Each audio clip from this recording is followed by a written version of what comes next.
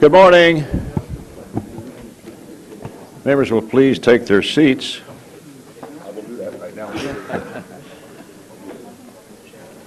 Welcome to the first full committee markup of fiscal 2015. The appropriations process is now underway.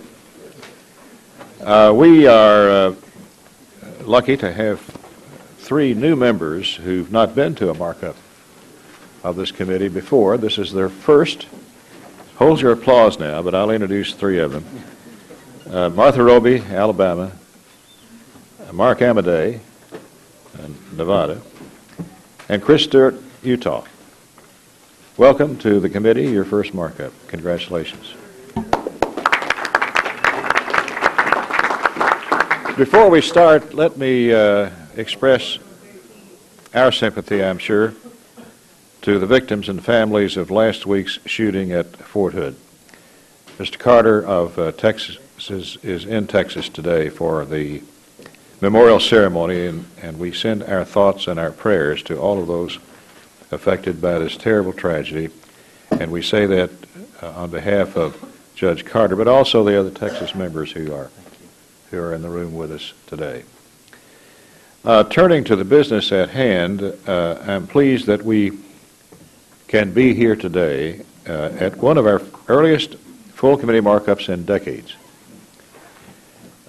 We know this is the earliest markup we've had at least since 1974 and the advent of the Budget Control Act. And we're searching on back in time. We've not found any earlier yet. So luckily we're getting off to a really good start, and I'm pleased that we're able to do so. This would not be possible, of course, without the hard work of you and your committee and your staff, your flexibility, your commitment to this expedited schedule. And I know it was not without a great deal of effort on many to schedule around these hearings. By the end of this week, by the way, our subcommittees will have conducted more than 90 hearings over the past couple of months. In some cases, we've had up to 25 hearings in a single week. This is far and away the most of any committee in the House, and it's no small task. And I know I've heard from many of you that you're trying to hop from one of your subcommittees to the other, many of them going on simultaneously. But that's the work of this committee. You asked for it, you got it. These hearings are an all-important part of our process, allowing us to conduct the necessary oversight and ask the serious questions needed to draft quality bills like the ones we have before us today. And it's truly impressive that you are able to get all this done within such a short time frame. I believe our ranking member, Ms. Lowy, shares my gratitude to each of the members of this committee, not only for your hard work, but also for your good attitudes and your respect for the process and each other.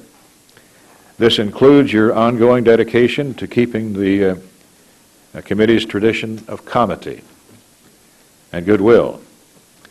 While I believe the budget deal that we passed last December has helped us get on the same page with the Senate, we will inevitably deal with some differences of opinion both today and in the future.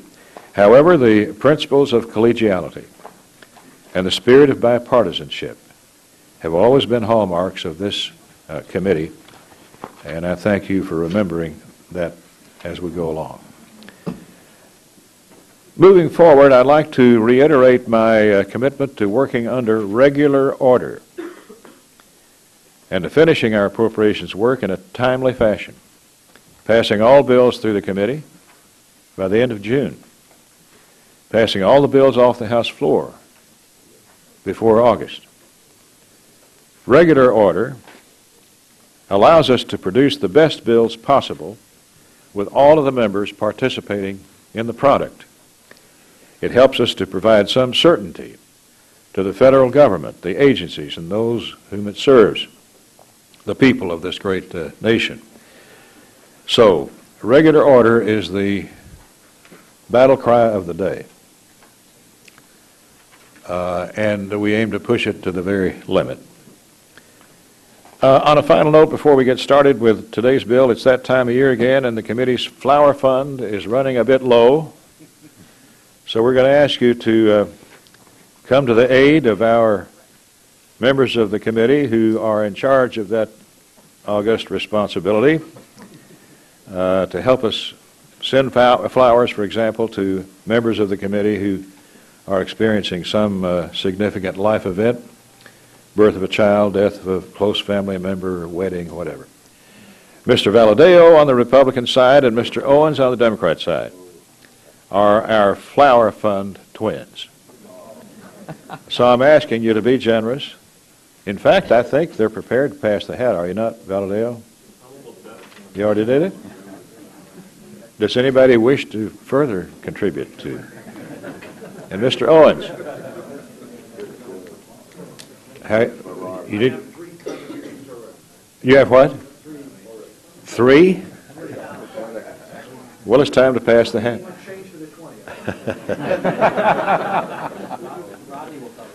All right. Please see our flower twins and make your just due. With that out of the way, we'll get started on our agenda for today. First, we'll consider the Milcon bill. Next, the Ledge Branch Appropriations bill. And lastly, the Fiscal 15 302Bs for these two bills.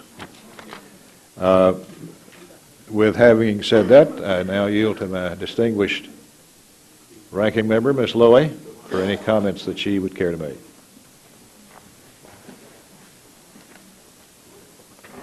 Mr. Chairman, I'm glad you took care of the flower fund. The cherry blossoms are blooming, and I was really concerned that as we were moving ahead on regular order, that you would forget that very important responsibility.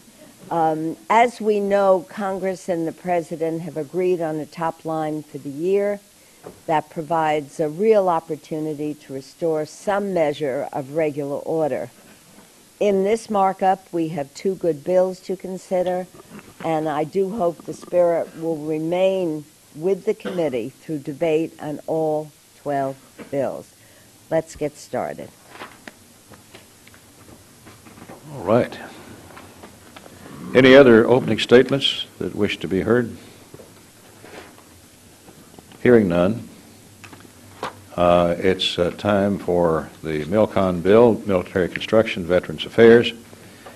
I'm pleased to recognize the distinguished subcommittee chairman, gentleman from Texas, Mr. Culberson, to present the first bill of the year to the full committee. Mr. Chairman. Thank you, Chairman Rogers. I especially want to thank you for your unswerving commitment to our veterans, to our men and women in uniform, and the work that you've done in particular to encourage our subcommittee to do what we've done in this bill and in last year's bill to make sure that the Department of Defense and the VA have completely interoperable and transparent medical records.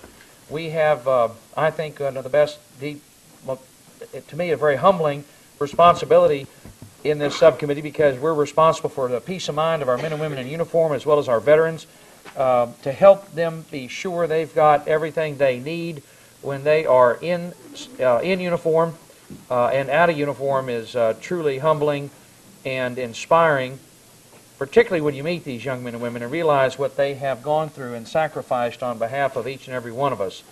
And it's why the subcommittee works together so well. It's a tremendous privilege for me to work with my good friend, Mr. Bishop, ranking member, Ms. Lowy, also is a member of the subcommittee. I think every Texan has a particular fondness for the state of Georgia, and we have, as I know, our state's Texas, I believe, does send more young men and women into the armed services than any other state. I'm confident Georgia is right there behind us, but we have on this subcommittee worked arm in arm, every one of us, regardless of what portion of the country that we represent. The party labels are irrelevant because we're all here in this together to ensure that our men and women in uniform have everything that they need to do their job without an ounce of worry, so they can focus on their mission and on securing the precious, precious legacy of freedom left to us by our founding fathers. I'm particularly grateful to all the members of the subcommittee and in particular the staff who have done such a great job in this on this schedule, Mr. Chairman. They have really worked extra hard. I'm deeply, deeply grateful to our staff, to your staff, Mr. Bishop.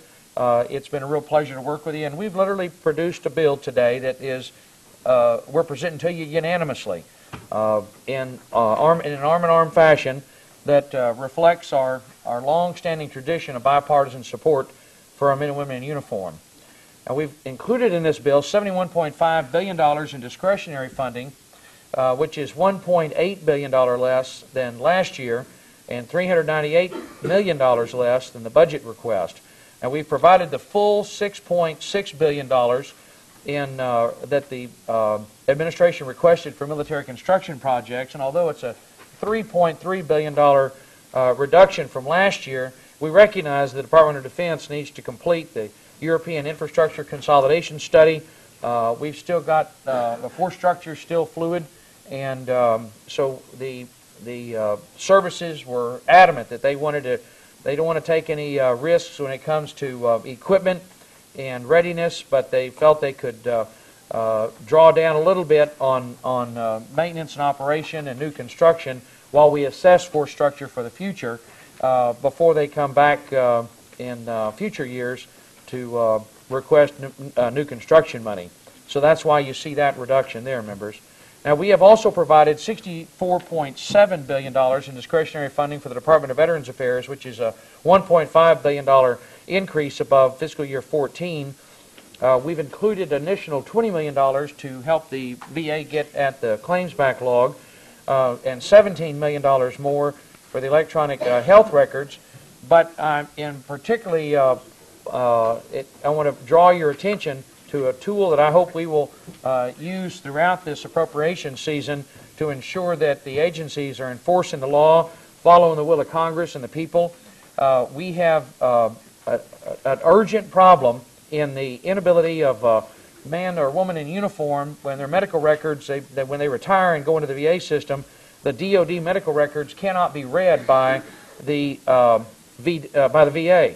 And an example that I always remember and has really stuck with me, Chairman Rogers, is the one that you told us of the young man that you represent who had lost his sight in an explosion and was in one eye, but could see in the other eye when he went into the VA system. But because the VA could not read that young man's medical records from the Department of Defense, they wouldn't operate on him, as I recall. They wouldn't. The VA wouldn't do anything because they couldn't read his medical records, and as a result, that young man is blind today and living, I believe, in your district, Sam, is one of those beautiful parts of the country. This extraordinary young man who's done so much for his country is completely blind, living in one of the most beautiful parts of the United States, and he can't see it. With Joan, yes, please. He came to see me about 2 weeks ago, the young veteran. What an attitude, what a sense of humor, and I think he typifies our people in uniform today and out. But we were chatting in my office here, and we were recollecting his earlier visit to me several years ago, just after he had lost his left eye, last eye. And we were talking about back home in Kentucky, and the subject came around to moonshine. And I asked the young guy if he wanted a shot of moonshine. And to relate to you just what a good sense of humor he had, he said, well, at least I can say it wouldn't make me blind.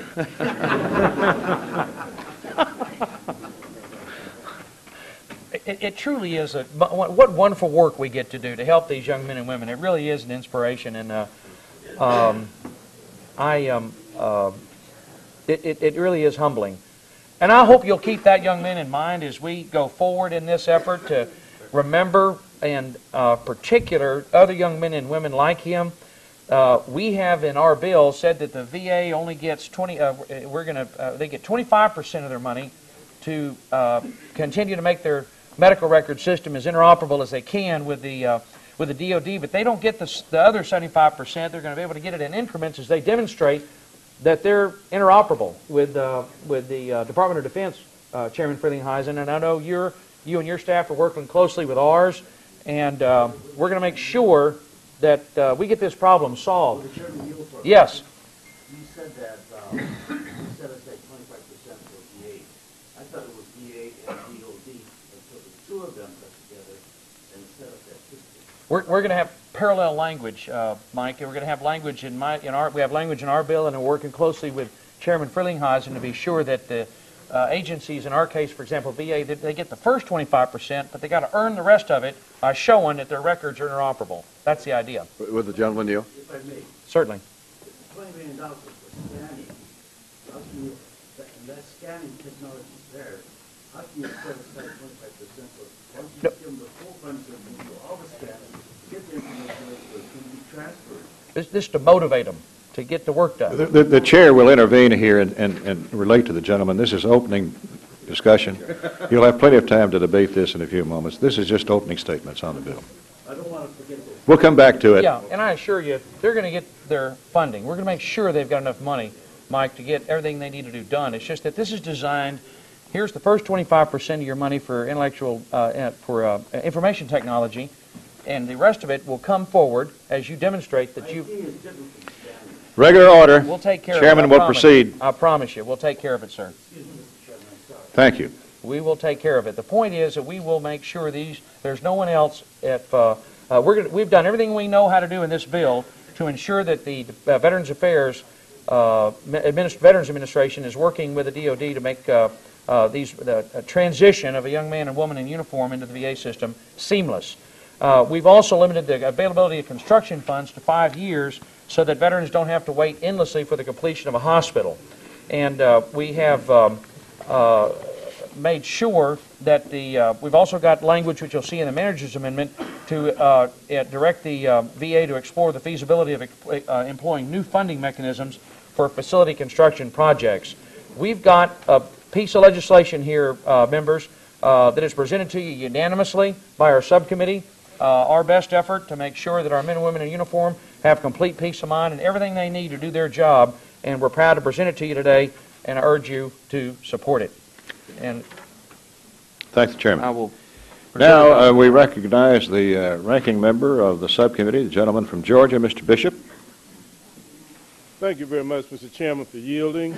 As you all know, this bill has a strong reputation for finding bipartisan common ground as members work together to fund the construction of military facilities and strive to improve the quality of life afforded to our veterans and military families. Once again, Chairman Culberson and the subcommittee have continued this tradition. The bill before us provides funding levels that I believe most members on both sides of the aisle will agree are appropriate, while avoiding the contentious legislative riders that complicate passage. Military construction is $6.5 billion, a decrease of $3.3 billion below the 14 level, and equal to the budget request. In my opinion, the FY15 committee mark adequately provides for the department's priorities in military construction for each of the services.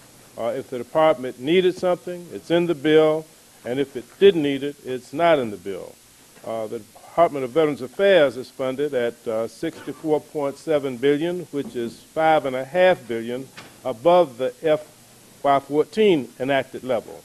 Overall, the subcommittee recommendation meets the discretionary budget request in all areas of administrative expenses, research, and facilities.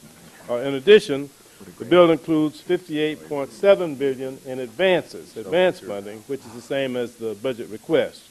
While I'm pleased with the healthy funding increase for the VA, many of my constituents, and I'm sure many of your constituents, are still extremely frustrated with the claims backlog. Frankly, we all, I think, can agree on that. Now, the VA has made some progress on lessening the backlog, but there's still over 300,000 claims that are considered as backlog. So I was pleased to see an additional $20 million included in the bill to assist the VA with making even more progress on the backlog.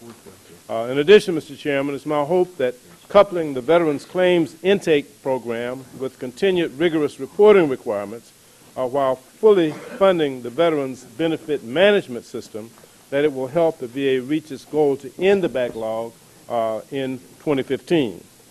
On the issue of electronic records, you all know my frustration and the frustration of all of the leadership of this committee and of the subcommittees and quite frankly, the entire House and most of the Senate, that we could spend all day, all the time yielded talking about just this one topic. But I want to say just this. We have finally gotten the two departments' attention, and I expect to see some real progress on this soon, and the chairman has spoken to the fencing off of 75% of the funds for the electronic medical records to try to get the DOD and the Department of Veterans Affairs together on this very crucial issue. As I said earlier, Chairman Culberson and the subcommittee have crafted a good bill that does not contain any of the contentious riders, and it sufficiently funds military construction, the VA, cemetery expenses, and the Battle Monuments Commission. I believe that the bill that we're considering today represents a good, reasonable approach and continues our long commitment to our nation's veterans and our military facilities and our military families. I think that the chairman has done a lot of responsible things, and if the bill remains intact, I believe that we'll be able to report out a bill with strong bipartisan support. I want to thank Chairman Culberson, the subcommittee staffs on both sides of the aisle for working together cooperatively in a bipartisan way and for being inclusive. And I think we have a good product before us today. So with that, Mr. Chairman, I yield back. Thank you both for your remarks and for the obvious care that you've taken in drafting this very important bill. Your attentive work and shared support for our troops and our veterans have resulted in a bill that I can proudly back. One of our most important duties as members is to provide for the protection of this nation and to ensure that those who serve in our armed forces have the care and quality of life that they deserve. For as long as I can remember, the Milcon-VA bill has been a true representation of successful bipartisan collaboration that truly benefits our nation, our vets, and our troops, and I think this bill is the latest good example of that. As Chairman Culberson said, the bill funds important Department of Defense infrastructure, including hospitals, schools, family housing, to ensure a good quality of life for our servicemen and women and to provide them with the resources that they need. But it also guarantees that once these men and women transition out of active duty, this nation will continue to care for them. This includes providing quality medical care, job training and education, and other benefits. Notably, I'm glad that this bill continues this committee's hard work in recent years to remedy the greatest problems facing the Department of Veterans Affairs, the offensive backlog of disability claims, and the need for an interoperable DOD, VA electronic health record system that will prevent the tragic consequences that the young soldier in my district that we told you about. To help our veterans get the benefits they deserve in a timely fashion, the bill provides additional funding above fiscal 14 levels for claims processing and continuous oversight requirements that track progress in reducing that backlog. And we continue funding for the modernization of the VA electronic health record system to ensure that it works seamlessly, is implemented as soon as possible, and will work well for our veterans. In total, discretionary funding for programs that benefit our nation's veterans is increased by $1.5 billion over last year. I believe this will go a long way to preserving the peace of mind and livelihoods of those who've sacrificed such a great deal for our nation. With that said, the total amount of discretionary funding in this bill is $1.8 billion less than last year. That's a testament to the subcommittee's ability to make careful, specific decisions, to trim unnecessary funds, and to find ways to be more efficient with taxpayer dollars. This includes reductions to military constructions accounts due to current price stability and a favorable bid climate. The final product is a bill that's both fiscally responsible and responsible to our commitments to our service members and veterans. And I urge my colleagues to support the bill. And I thank you. Mrs. Loy. Thank you, Chairman Culberson, Ranking Member Bishop, Chairman Rogers, for your work on this bill. As the committee begins consideration of the 2015 spending measures, I'm pleased that the bill we are considering represents a reasonable approach, has a good chance of an enactment without any controversial riders. Despite fiscal constraints, this bill would meet the needs of military servicemen and women, continue to support our veterans. I'm pleased the committee is placing more emphasis on the increased need for prosthetics for our female service members. The committee must continue to track and provide vigorous oversight on the VISTA Evolution electronic health record to ensure its capability and interoperability with whatever system the DoD eventually selects. An overall increase above the FY 2014 enacted level to the IT account should help the VA move forward. This bill also takes several steps to reduce the disgraceful veterans' claims backlog. The committee has previously provided VA with additional resources. This bill would provide $173.3 million for the Veterans Benefit Management System, an additional $20 million to the Veterans Benefit Administration for digital scanning of old paper files, the centralized mail initiative, and staff overtime. Withhold 75% of the VISTA Evolution funds until the VA provides information on the system, particularly regarding planned interoperability with DoD. Continue to require the VA to provide monthly reports on claims processing and remediation efforts for underperforming regional offices. While the VA has made progress in the last year, there is still much that must be done in this critical area. This bill provides the resources to end the backlog, and that is what we expect of the Secretary in 2015. This is a good bill that we should preserve through full committee on the floor. I hope this level of cooperation will continue for the other 11 bills. Thank you, Mr. Chairman. Thank the gentlelady. Before we go to further discussion on the bill, I see in the room our colleague from Connecticut, Ms. DeLauro.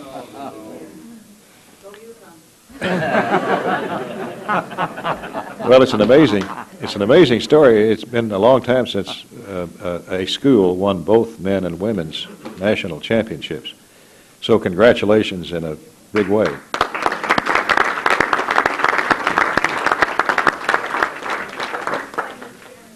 Gentlelady's recognized. Kentucky and Connecticut had a great bet, and I think the governor of Connecticut is now the proud owner of several bottles of bourbon. It was a good bet. Thank you very much. And for the rest of us, we can say, wait till next year. Yeah. So Kentucky was won and done. Further discussion on the bill. Gentleman from New York. Mr. Chairman, very briefly, what I'm going to present to the committee is more of a rumor theory. I know that's not something we should present to the committee, but I was wondering if the committee could find out about these things. And the rumors are that the veterans hospitals in the territory don't have an opportunity to offer the same services as the veteran hospitals in the 50 states. Now, we understand that the territories are always treated differently, and one could argue they should be because they're American citizens, but the fact is that there's territories in their states, and we as appropriators know that more than anyone else. But when it comes to people in uniform, people who have served our country, people who are now missing a limb or having traumatic situations, I would rather say that every member of this committee would say, that's not right, everyone should get the same service. So rather than to make an accusation or to say that this is true, I can tell you that I know for a fact of people who will travel from Puerto Rico, for instance, or from the Virgin Islands to a state to go to a VA hospital in that state, and some people actually sort of set up a residence for a while to get a certain service that they can get in the territory. So my question, rather than accusation, is would it be possible for the committee to ask the VA administration, to Veterans Administration, to give us a report? Yes, sir. What services are available, and if that's true or not true? Chairman. I certainly will. We will make that inquiry, but it could also be that it is simply a matter of population density. I know many of you represent rural districts. If there's a part of the country that is sparsely populated, folks generally have to get in the car and drive to go to a surgical center, for example. But we'll find out exactly what's going on, because we want to make sure that obviously everybody in the United States under our jurisdiction, particularly if they've served the country in uniform, is given everything that they have earned. And the travel, I understand. For instance, my understanding is that people from the Virgin Islands go to Puerto Rico and so on because they may not have all the facilities. But services is what I'm talking about. In other words, if there are mental health services here, there should be in everyone. If there We'll be sure. we have here, there should be in everyone. So what I would like is for the committee to try to find out. Absolutely. We'll check it out and be sure that it is not, or it's, if it's anything related to population density. I always remember when I got elected to the Texas legislature when I was in law school in 1986, discovering that there was not a single four-year university. Henry Cuellar is not here, my good friend, my best friend. We served together. There was not a single four-year university south of San Antonio. Unbelievable. And we remedied that. So we'll check into it. Yes, sir. Thank you. Mr. Bishop. Thank you. I want to call the gentleman's attention to page 36 of the report language. While it does not specifically mention the territories, there is, under other issues, some report language regarding serving underserved areas, where it's requiring that not later than 180 days after the date of enactment of this act, the committee requests the Secretary of VA to submit to Congress a report detailing the VBA's efforts to serve veterans in remote and underserved areas, such as areas of Arizona, the Commonwealth of Northern Mariana Islands, and Alaska. And if the gentleman likes, we can add the territories. And, of course, it would probably be easiest done in conference, but this would be broad enough to include the territories. I think the gentleman's point is very well taken. If the gentleman will yield, I would appreciate if you include the territories, and as always, the committee is way ahead of you. Thank you. Mr. Fatah. Thank you, Mr. Chairman.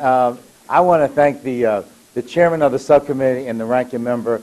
We've done a lot of good in this bill, and every member of this committee would be proud to vote for it. And in particular, the mental health and the brain-related disease and disorders, traumatic brain injury issues that we've dealt with in the bill are, I think, handled appropriately, and some of it is really at the very cutting edge. And I want to thank the chairman. He promised to work with me on this, and the ranking member, and I think we've done some remarkable work. I want to take the committee's time for another 60 seconds and tell you about a young man who spent a couple of tours in Iraq, came home. He's had almost 60 operations. He's been working with me for a number of years in my district office. He's gotten married, just had his first son.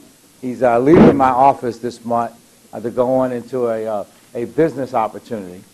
But he represents, and in the meantime, Chairman, he took advantage of the educational opportunities and getting a master's degree over at St. Joseph's University and a great school in my district. But this is what this bill represents. It represents an opportunity to repay, in a small way, the service that's been provided on behalf of our country. This is a young man that was injured on his very last day of duty in Iraq. And his buddy was killed, but he has come home. He's done tremendous work in my district office, and now he's going on to marry a very pretty young lady, and they've had a a newborn son. And I just want the committee to take note of Bill Cooper and his service and what that represents for so many more of our young people as they transition back home. Thank you. Hear, hear. Ms. Capter. Yes. Thank you, Mr. Chairman and members. I wanted to thank the chairman of the subcommittee, Mr. Culbertson, and the ranking member for working with us on the important subject of homeless veterans. Just to place on the record, we now have a minimum of 60,000 homeless veterans across this country. 12,000 of them are most recently involved in the military and discharged. This is simply unacceptable. And if I could tell you the hundreds of thousands that could likely be homeless, this is a topic that we must not defer. The bill and the manager's amendment provides for the VA to report back no less than 90 days after the enactment of this act with a detailed analysis of innovative proposals that the VA can offer to reduce veterans' homelessness. Believe it or not, there are empty beds across this country in many VA-managed facilities. And we're asking the VA to take a look at its own inventory, including our state veterans' homes, to help us find innovative proposals to deal with this truly needy population. So I just want to thank the chairman for not giving up when it matters most, and I want to thank the ranking member. I'm so pleased to see the ranking member in the chair and here today. We're very proud of him, too, as an example of what valor is all about.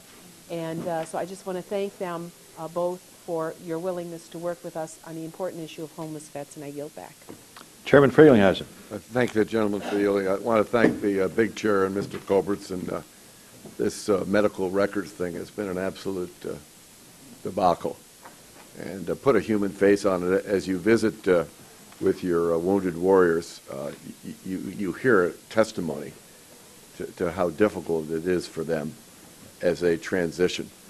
And enormous amount of money has been spent. We had the Surgeon Generals in the other day, and they're not exactly culpable, but certainly the secretary for that part of the Defense Department is.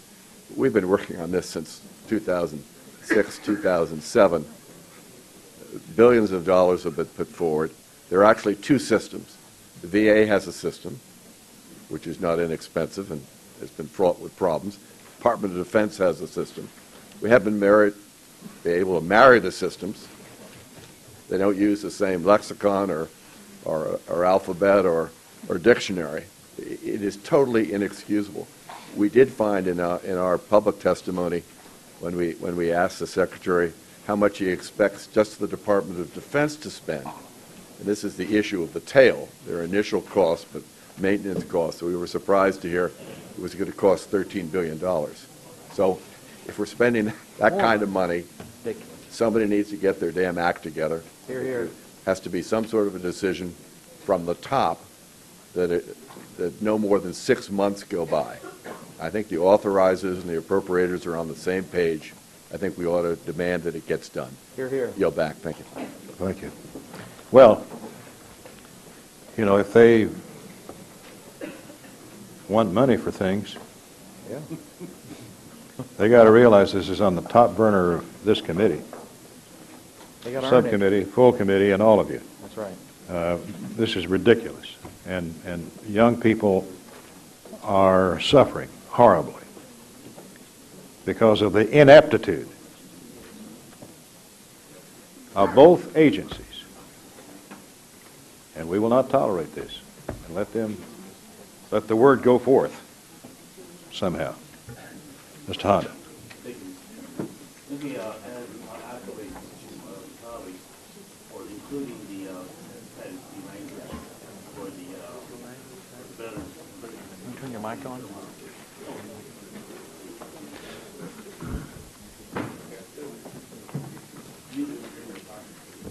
You want to hear me on this? Because I want to thank you for including hepatitis B in the language. On the subject of the Veterans Affairs and the medical records, I share the same sentiment as our colleague, Mr.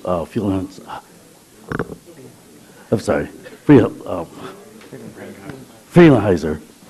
And And the point is well taken that we've been working on it since '06, and we have two departments. In the language last year, we included for them to look at and secure experts to sit down with them and make sure that they work together in creating this one system.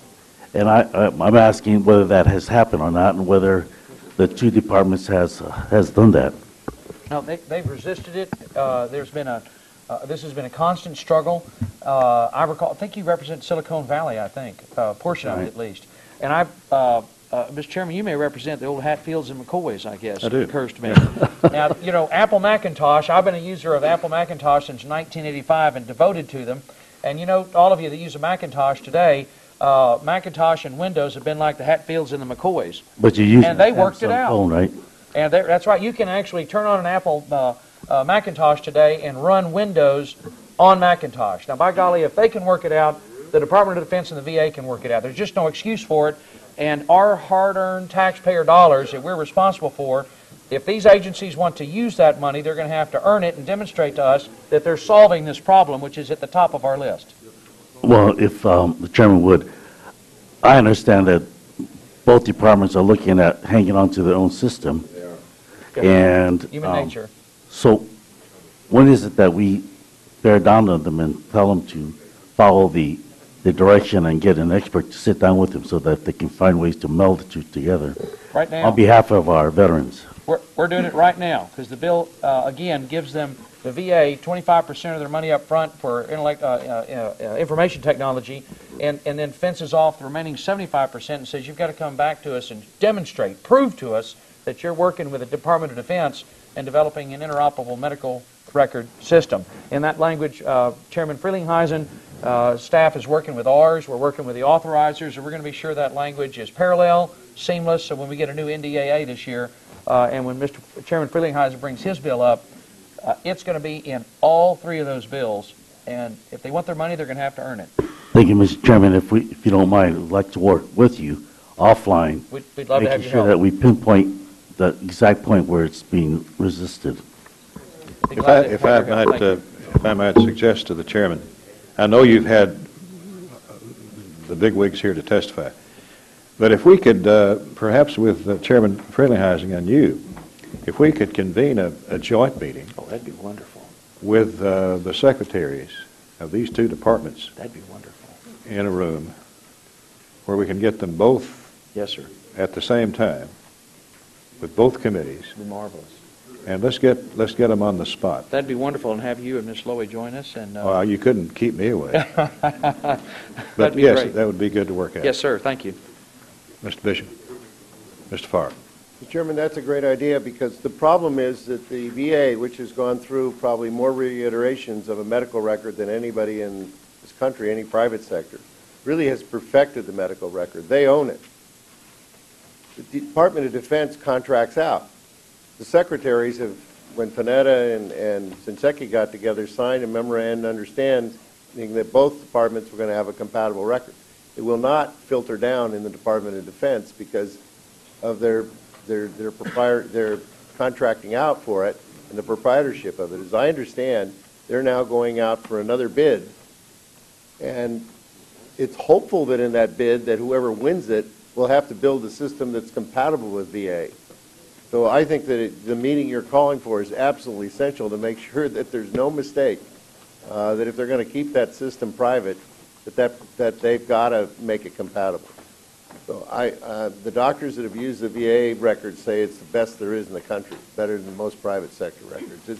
The problem here has been in the Department of Defense and the unwillingness of them to make a system that's compatible with VA. Ms. Lee. Thank you, Mr. Chairman. First, let me thank yourself and Mr. Culberson and our ranking member for your real tremendous bipartisan leadership in putting together a bill that we all can support. As the daughter of a veteran, I just want to say thank you very much for what you have done in this bill as it relates especially to the backlog. Right now, young men and women who serve our country must wait about 255 days while the VA processes their claims, and this is just unacceptable and inexcusable. again, my experience, personal experience with the VA as a result of my dad. I've seen it decline over the years in terms of the type of services, so I'm glad that in this bill we're really picking up the ball and doing them justice. A couple of things I want to just point out for my colleagues in terms of the backlog as it relates to the appeals backlog as well as the claims processing backlog. Right now the appeals backlog are getting longer. And so in this bill, I'm thankful that you both put in language that relates to claims processing backlog as well as addressing the appeal backlog. And we have to do this simultaneously. And so the language that you put in with regard to the reporting and what making the VA accountable, in essence, reporting back to us and what they intend to do about both the appeals backlog and the claims processing backlog makes a lot of sense. And so I just want to thank you both for that, because I think all of us have veterans who deserve better, and appreciate it. Ms. McCollum. Thank you, Mr. Chair. I'd like to thank both gentlemen for the work and the work that the subcommittee did on this bill. But I'd like to take a brief second to talk about the federal government's role in operating two separate but unequal K-12 school systems. One school system for the Department of Defense, service members, and employees, and another K-12 system for Native American children. All of these children are Americans, and Native Americans, if not at the highest rate per percentage of population, are at the top of serving in our country. So many of these children, in their lifetime, would very possibly attend both schools. The committee has an obligation to ensure that all of America's children have access to receive a quality education in quality school facilities. This FY15 Milcon bill, there's $75.1 million for the construction of a replacement school, a pre-K through 12 school, to serve 275 children of the DoD service members and employees living at Guantanamo Bay. It's the W.T. Sampson Elementary and Middle and High School, and it's on page 75 under the report under Cuba. DoD has provided a summary of this school.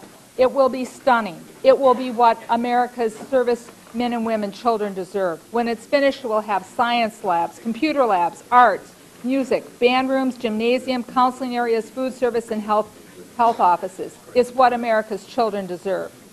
So today we'll approve $75 million for this school. But let me contrast this with our other federal obligation to fund schools for Native American children through the Bureau of Indian Education. For FY14, this Congress appropriated $55.2 million for all VIE facilities, construction, repair, and replacement improvements. There are 183 VIE schools serving the educational needs of 48,000 Native American children. Congress has an obligation to meet the educational needs of those children as well. In fact, we have a very high obligation. We have a treaty responsibility to do that. So let me just say again, $75 million for one brand new school in Guantanamo Bay, which is needed for 275 students, compared with $55 million for 183 VIE schools for 48,000 Native American children. And in our Interior Subcommittee, I can tell you we have come to unanimous agreement that some of these schools are absolutely in deplorable conditions. So the DoD's construction project data is used to justify the Guantanamo school and its states. And I'm reading from the DoD's construction project data, justifications. The continued use of deficit, inadequate, and undersized facilities that do not accommodate current school populations and will continue to improve the overall education for students. If this new facility is not provided, the substandard environment will continue to hamper the educational progress, and the school will not be able to support the curriculum and provide a safe facility. And that's the end of the justification. This is a sound rationalization for funding a school located in Cuba, then it is a sound rational reason for funding schools serving Native American children across the United States. The federal obligation to provide K-12 education for the Department of Defense to require great schools. And this committee has worked hard to do that. But the standard should be no lower for Native American children who have a legal trust obligation to be educated. This issue, committee members, will be raised, I'm sure, during the Interior Appropriations Bill for FY15. We need to work with the administration. We need to work together. We need to make sure that all of America's children have good schools to go to. Thank you, Mr. Chair, for the courtesy of the time. Mr. Schiff. Mr. Chairman, I move to strike the last word. Mr. Chairman, Ranking Member, I'd like to first express my foremost appreciation for all the hard work the committee has put into producing this bill, and I especially want to thank the Chairman for the inclusion of language that I requested in the committee report, which acknowledges that many of our returning veterans have significant skills and unique training that make them ideal for employment in a post-disaster environment, and ask the VA to consider directing these veterans to training that would further qualify them for employment opportunities in the wake of a natural disaster or terrorist attack, as well as help place them in state and local agencies and non-governmental organizations that perform disaster relief work. After a major disaster like the typhoon in the Philippines, for example, our troops, our active duty service members, are second to none in their ability to get into difficult, hazardous areas, help provide immediate relief. And that is wonderful in the immediate aftermath of a disaster. But once they withdraw, then there is a long period of critical unmet needs, sometimes at home, sometimes around the world. And a lot of returning veterans would love to do that kind of work, to be able to be deployed again in the service of a good cause to help people after a disaster. And I think it would be wonderful if we can help those veterans do that kind of work, put those talents to use. There are some great private nonprofits that do this. And to the degree that the government can facilitate making it possible for these returning veterans to go serve in other parts of the world doing relief work, I think would be great for them. It would also be great for our fellow nations around the world. And I appreciate the Chairman working with us on this very much, and I look forward to our continued work together. I yield back. If there's no further discussion, are there amendments? Mr. Bishop? Yeah. Mr. Bishop I'm sorry. Mr. Bishop has the amendment. You sure? All right. All right. All right. We do have an amendment Mr. Bishop and I are offering together in response to a very worthwhile request from our good friend from New York. Clerk will report the amendment. Amendment offered by Mr. Culberson in the report on page 33. Insert before the header, mental health issues. Oh, wait, I'm talking about, this is amendment on page 45, dealing with underserved areas. Oh, we're doing, excuse me. We went to manager's amendment first, and then we'll do this one. Okay, very good, sir. Thank you. We have a manager's amendment at the desk, Mr. Chairman. We'll dispose of that first, and then we'll take care of Clerk will report. Amendment offered by Mr. Culberson in the report on page 33. Insert before the header, mental health issues. Innovative approaches to assistance. Thank you. Further reading is dispensed with. Thank you, Mr. Chairman and members. The manager's amendment at the desk is one which Mr. Bishop and I present to you together unanimously. We've distributed a copy to each one of you, and includes 10 additional report language items. We've included language to ask the VA to give us a report on innovative proposals to reduce veteran homelessness, one which Ms. Capter just mentioned. Language to include the Secretary, encourage the Secretary to consider strengthening the physician loan repayment program, and to review changes to provider handbooks so they do not conflict with other handbooks used around the country, as well as to encourage the VA to use technologies that ensure the safe dispensing of medication, and to establish a plan for hepatitis B testing and treatment, directing the VA to provide a report on changes that have been implemented as a result of the Office of Inspector General review of the leasing process for the Butler, Pennsylvania Healthcare Center, and to direct the VA to conduct a pilot program on physician assistant training with historically black colleges and universities and other university health profession schools, and then language directing the VA to report by July 15th this year on the difference in benefits for victims if the 2009 Fort Hood shooting had been classified as an act of terrorism. And then finally, to language directing the VA to explore the feasibility of employing new funding mechanisms for facility construction projects, and to encourage the Secretary of the Army to amend the Arlington Master Plan to include details on how the cemetery would benefit from proposed land exchanges. Mr. Bishop. Thank you very much, Mr. Chairman. As Chairman Culberson said, I do support this amendment, and we worked on it jointly. I believe all of the language I've offered will help make this a better bill, and I urge all members to support the manager's amendment. Is there further discussion? Yes, Mr. Chairman. Ms. Wassman-Schultz. Move to strike the last word, and just to thank the chairman and the ranking member for including the language directing the VA to establish the pilot project to ensure that the highest unemployment rate of members of our military as they retire is among medics and Navy corpsmen who have vast healthcare expertise and experience and who leave the military without the certifications that they need to become physician assistants and join the ranks of the certified health professions. And so this pilot project will enable them to make that transition, hopefully, and ensure that we can get them employed with the skills that they need without the extra burden that doesn't appear necessary and seems like overkill. It's a good idea. We're pleased to include. Thank you. Is there further discussion? Hearing none, the question is on the manager's amendment. All in favor say aye. Aye. All opposed say no. The ayes have it. The amendment is agreed to. And now Mr. I Chairman? believe- You want Mr. Bishop to offer? We've got an amendment also, I believe, from Mr. Bishop. Mr. Bishop, Yes, Chairman, I'll have an amendment. clerk will report. Amendment offered by Mr. Bishop on page 45 of the report in the paragraph headed Serving Underserved Areas after Alaska, insert U.S. territories. Jim is recognized.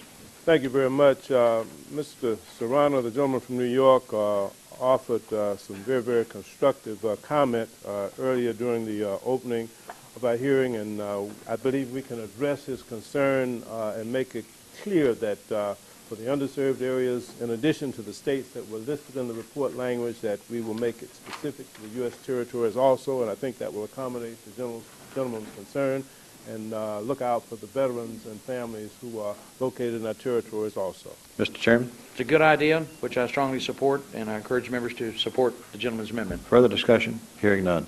All in favor of the amendment will say aye. Aye. All opposed will say no. Ayes have it. The amendment is agreed to. Are there further amendments, Mr. Chairman? No further amendments on our behalf. No, sir. Mr. Moran? Thank you, Mr. Chairman. I do have an amendment at the desk. Clerk will report. Amendment offered by Mr. Moran, page 60, beginning on line 10, strike section 411. Jim is recognized. Thank you, Mr. Chairman. Mr. Chairman, Section 411 of this bill specifically restricts the Department of Veterans Affairs and Defense from transferring detainees to the United States who are now at Guantanamo. My amendment would enable the U.S. military to decide whether or not to transfer the 77 detainees who have already been cleared by the intelligence community and the Joint Chiefs of Staff to their home countries. And it would bring those not cleared for release to the United States to be charged, tried, and sentenced. Now, Mr. Chairman, the numbers first, because this is an appropriations bill. We are currently spending $2,670,000 per detainee per year to keep them at Guantanamo, compared to $34,046 per inmate per year.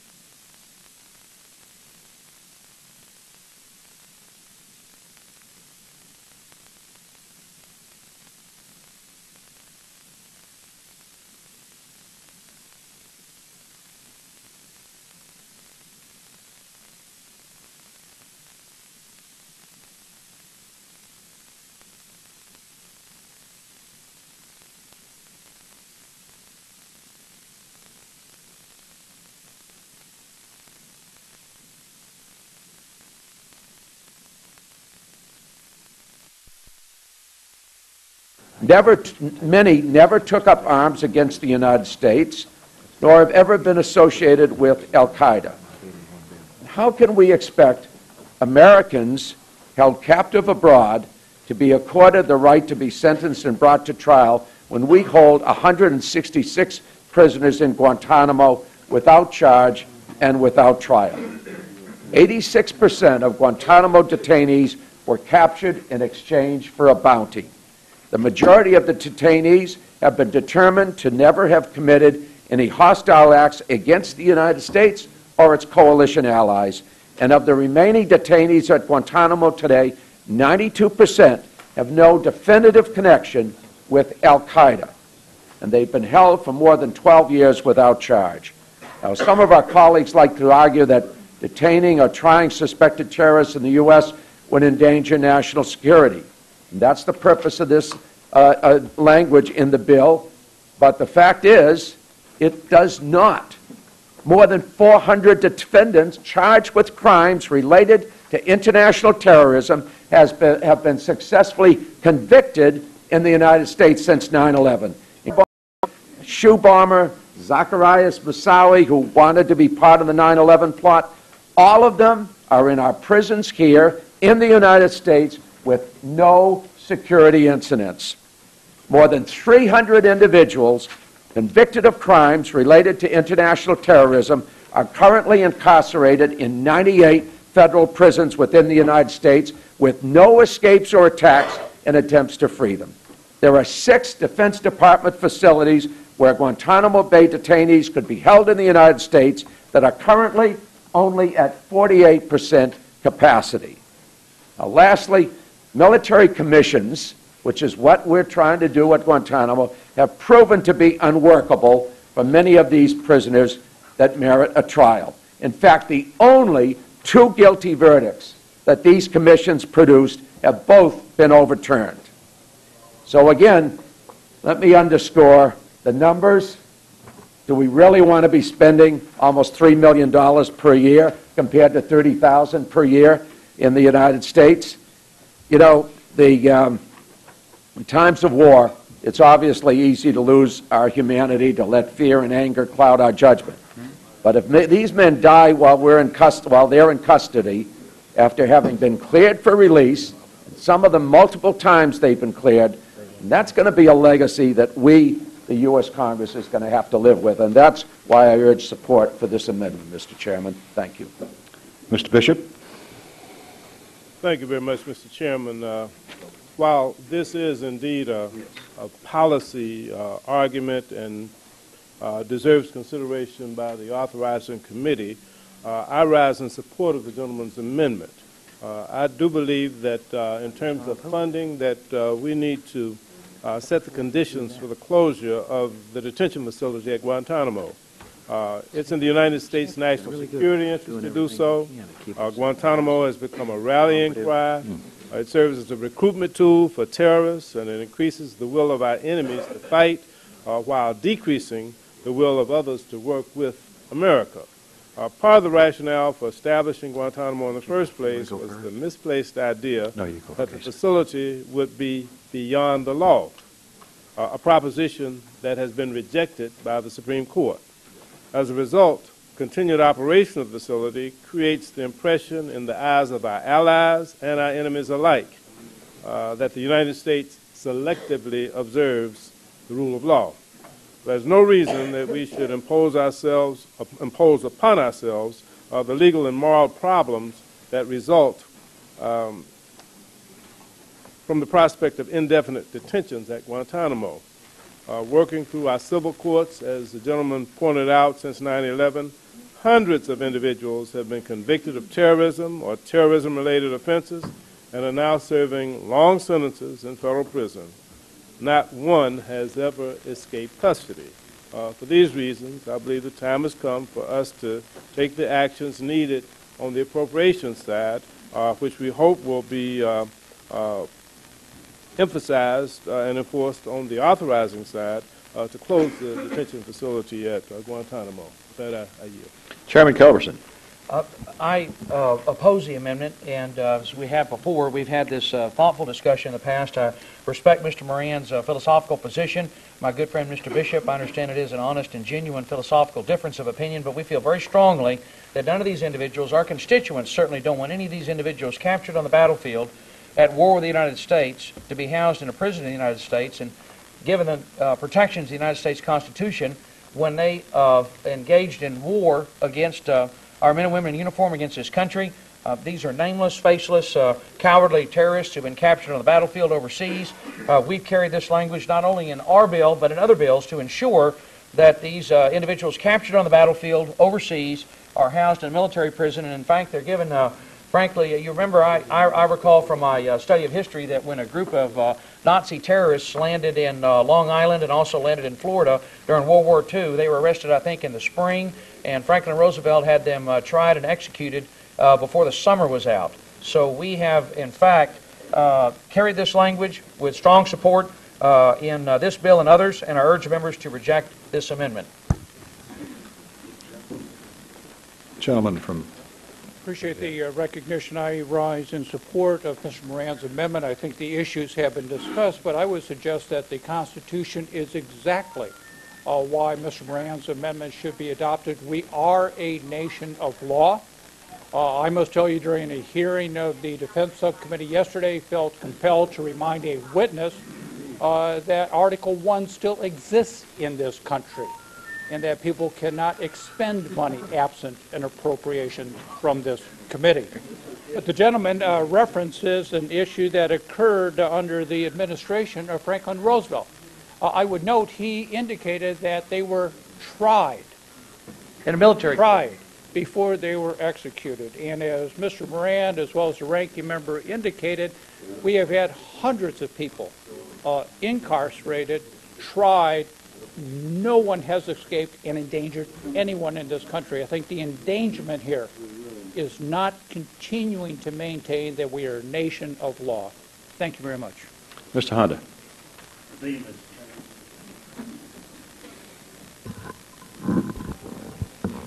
Thank you, Mr. Chairman. I rise in support of this amendment, and I rise with the understanding that we look at history. If you bring up the history, then we should look at 1942. In February 1942, the President signed Executive Order 9066, which allowed this country to set aside the Constitution for 120,000 persons of Japanese ancestry without due process. Two-thirds of them were citizens of this country, natural born. The rest were not able to become citizens because there were laws passed against them to become citizens. So I'm not sure that the idea that we're looking for land where we can circumvent the Constitution in order to prosecute a war makes any sense to this country. And I believe that the basic foundation of this country is our Constitution. And I think that continuing this kind of situation in Guantanamo runs contrary to our character, our Constitution, and our values. Mr. Chairman? Mr. Fatah. I'll be brief, but this is an appropriations committee, and I think the first thing we should think about is $3 million versus $30,000, and whether there's a reason why we would be spending that kind of money and what the justification is when there's another way to proceed. And in addition to which, I remember the first President Bush, when we issued to our friends in China, he complained about them arresting people on secret evidence, not allowing public trials, not having any procedures, and saying, as the United States of America, we believe that you needed to have a nation of laws, and at any time anyone was arrested or in prison, that there should be a trial, there should be public charges and evidence. That was the position of a former Republican president of the United States of America. Now, I recall this as clear as it was yesterday. Now, I know that we think that the people that we're talking about have done something wrong. The problem is we haven't presented any evidence to that on the public docket here. And there has not been any due process. And it creates a circumstance where we are put in a position of defending something that at a different point in time would have been indefensible in the mind of either the majority party or the minority party in this House, which is that you could take someone's liberty, offer no reason for it, no evidence of their wrongdoing, provide no opportunity for them to defend themselves, and to do it for an indeterminate amount of time at a totally, since this is an Appropriations Committee, at a totally unreasonable cost to the taxpayer. Would the gentleman yield first? I'd be glad to yield. I just want to point out, make sure we remember that these are individuals captured on the battlefield, fighting the men and women of the United States. We have never given constitutional rights to enemy combatants captured on the battlefield. That's the distinction here. Anyone we're at battle with, I think the object of war is for them to give their life for their cause, not for us to give our life or liberty. All right? What we have is a set of circumstances which defy the American character. We say that you can't lock, we say to other nations, you can't lock people up with secret evidence or secret charges and not give them their day in court. That's what we say. If they're your citizens arrested on your soil for criminal charges, this is a different...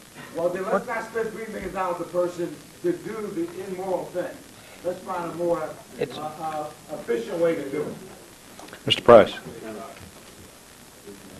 Mr. Chairman, I rise in support of this amendment, and I'd call colleagues' attention to the fact that Mr. Moran has drafted this in a very cautious way. He does retain, the Department of Defense would retain under this amendment, the ability, if there's a prisoner at Guantanamo for any reason cannot be brought to trial under the civilian court system, then they would have the discretion to not make the transfer. However, in the case of dozens of these prisoners, there's every reason to make this transfer, and there was reason years ago to make this transfer, for all the reasons that colleagues have cited. It's always puzzled me to have proponents of this amendment argue as though our high security prison system was somehow porous and somehow not adequate to house these people. We have people housed in our high security prisons, including our Defense Department facilities, that are far more dangerous than these prisoners. And the track record for the civilian courts, as Mr. Moran cited, the track record is 98% rate of successful trials and convictions. The performance rate for these military tribunals, however, is abysmal. Very few ever brought to trial, and then the ones that have been convicted reversed because there's so many problems inherent in that system. So these prisoners, the vast bulk of the prisoners held at Guantanamo can safely be transferred. They can be brought to trial where that is warranted, and they can be successfully prosecuted. This is a stain on our country. It's a continuing festering sore with respect to our international reputation, the kind of preaching we do to other countries about the rule of law and due process. It's past time to get these riders off of these appropriations bills and do the right thing at Guantanamo. Chairman Wolf. My good friend, Mr. Moran, and I, we both went down to Guantanamo Bay, and I think everyone ought to go down there and look at it. If you recall, and for the newer members, when they were going to bring Khalid Sheikh Mohammed in for trial in New York, after what New York went through on the 9/11, don't forget the blind sheikh, Rahman, first time against the World Trade Center, second time, and there were a lot of problems. In fact, if you recall, Senator Schumer came out for it, Mayor Bloomberg came out for it. Then they switched because the cost was going to be millions of dollars to bring Khalid Sheikh Mohammed in. And if you recall, my good friend, and he is my good friend, when they had the Massawi trial in Alexandria, it literally shut down Alexandria for a large portion of the time. To bring these people into the United States, to bring Khalid Sheikh Mohammed to New York City and try him would be a mistake. Go down there and look at some of these people. Secondly, if you look at the recidivism rate Something like 30-some% or more of these people have gone back into it. This is a bad amendment. Lastly, as funding, and I know Mr. Bataille, we work together on trying to plus up the Bureau of Prisons. The burden, I just went through the record here, the hearings that we're having tomorrow with the Bureau of Prisons. The overcrowding, the Bureau, this would break the back of the Bureau of Prisons. I urge a no vote on the amendment. Mr. Farr. Chairman, I think the privilege of serving on this committee is the ability to deal with the purse strings of this country, and we all share that responsibility to not only have it wisely spent, but not wasted. And Mr. Moran brings up an argument which this committee went through many years ago. None of us were here. We had the most dangerous prisoners in the United States. They were locked up on an island. And it wasn't cost effective to keep them there. It was too expensive. Everything had to be hauled out. Just like we don't do any business with Cuba, so everything that goes into Guantanamo has to be delivered. Even the fuel, the diesel fuel to run their generator. You'd think they built a solar generator, but all that stuff, and it has to be bought in America and hauled. Everything about Guantanamo is extremely expensive. But we had that argument many years ago about how expensive it was to get all the personnel and all the material out to this island to guard the most dangerous people in the United States. And it ended up where this committee decided it was just too expensive. We can't do that. We shut down that prison called Alcatraz, right in the middle of San Francisco Bay. And guess what? Nothing bad happened. It's about time we shut down Guantanamo prison. Look, these are prisoners of war. They were captured on the battlefield. In World War II, we took millions of prisoners, German prisoners. Did we bring them here? But we didn't give. What's Nuremberg all about? Nuremberg was the way we dealt with the criminals of that war.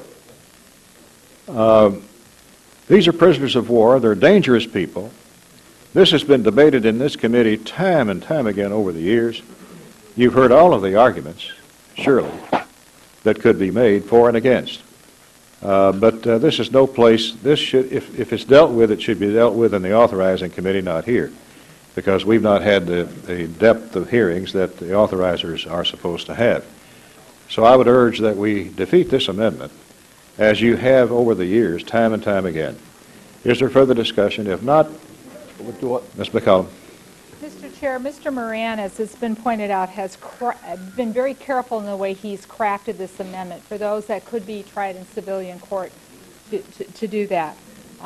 And I think we should seriously look at that, because our military did make decisions during the World Wars, and in Minnesota, people who were considered less of a security risk or less of a threat who were captured, German soldiers who were captured, actually came and worked on our farms in Minnesota.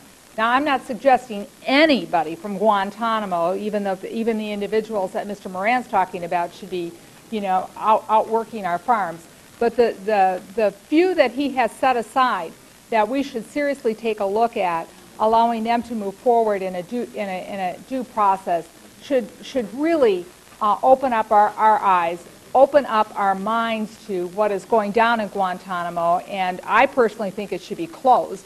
But at a starting point, I think we should try with Mr. Moran's amendment. I encourage a yes vote. Mr. Moran is granted 1 minute to close. Thank you, Mr. Chairman. First of all, yes, we did bring German prisoners of war to the United States. In fact, just down G.W. Parkway at Fort Hunt, we have the German officers. We interrogated them. We got a lot of information from them. Nobody knew about it. It didn't cause a problem. But I want to underscore some points that I made earlier. There are 300 individuals convicted of crimes of international terrorism. They're currently incarcerated in the United States. There are 6 DOD facilities in the United States where you could hold Guantanamo detainees, and they are only at 48% capacity. Now, with regard to being captured on the battlefield, 86% of these detainees were turned in for large bounties, thousands of dollars, many over in Pakistan. And when we were taking them in, we didn't have the proof. We didn't demand the proof whether they were actually, should be prisoners of war, but there was a very substantial incentive to turn them over for whatever reason. Some of them were associated with Taliban. Only 92% of them were not associated with Al-Qaeda, though. So this is a different population than has been described. I really think the responsible thing is to leave it to the military to make the decision. Let it be on their backs. But we ought to take this amendment out since it's in an appropriations bill. I agree. It doesn't belong. It is authorized in legislation. Thank you. Question is on the Moran Amendment. All in favor say aye. Aye. All opposed say no. No. The noes have it. The amendment is not agreed to. Roll call is requested. Is there sufficient support? Yes, there is. The clerk will call the roll. Mr. Adderholt? No. Mr. Adderholt, no. Mr. Amadei? No. Mr. Amadei, no. Mr. Bishop? Yes. Mr. Bishop, aye. Mr. Calvert? No. Mr. Calvert, no. Mr. Carter? Mr. Cole? No. Mr. Cole, no. Mr. Crenshaw? No. Mr. Crenshaw, no. Mr. Cuellar? No. Mr. Cuellar, no. Mr. Culberson? No. Mr. Culberson, no. Ms. DeLauro? Ms. DeLauro, aye. Mr. Dent? No. Mr. Dent, no. Mr. Diaz-Balart? No. Mr. Diaz-Balart, no. Mr. Farr? Yes. Mr. Farr, aye. Mr. Fatah? Aye. Mr. Fatah, aye. Mr. Fleischman? No. Mr. Fleischman, no. Mr. Fortenberry? No. Mr. Fortenberry, no. Mr. Feelinghuisen? No. Mr. Feelinghuisen, no. Ms. Granger? Ms. Granger, no. Mr. Graves? Mr. Graves, no. Dr. Harris? Dr. Harris, no. Ms. Herrera-Butler? No. Ms. Herrera-Butler, no. Mr. Honda? Yes. Mr. Honda, aye. Mr. Joyce? No. Mr. Joyce, no. Ms. Capter? Ms. Capter, aye. Mr. Kingston? No. Mr. Kingston, no. Mr. Latham? No. Mr. Latham, no. Ms. Lee? Aye. Ms. Lee, aye. Mrs. Lowy? Aye. Mrs. Lowy, aye. Ms. McCollum? Aye. Ms. McCollum, aye. Mr. Moran? Aye. Mr. Moran, aye. Mr. Nunnally? No. Mr. Nunnally, no. Mr. Owens? No. Mr. Owens, no. Mr. Pastor? Aye. Mr. Pastor, aye. Ms. Pingree? Ms. Pingree, aye. Mr. Price? Aye. Mr. Price, aye. Mr. Quigley? Aye. Mr. Quigley, aye. Mrs. Roby? Aye. Mrs. Roby, no. Mr. Rogers? No. Mr. Rogers, no. Mr. Rooney? No. Mr. Rooney, no. Ms. Robo-Allard? Ms. Robo-Allard, aye. Mr. Ryan? Aye. Mr. Ryan, aye. Mr. Schiff? Aye. Mr. Schiff, aye. Mr. Serrano? Aye. Mr. Serrano, aye. Mr. Simpson? No. Mr. Simpson, no. Mr. Stewart? No. Mr. Stewart, no. Mr. Valadeo? No. Mr. Valadeo, no. Mr. Visklosky? Mr. Visklosky, aye. Ms. Wasserman Schultz?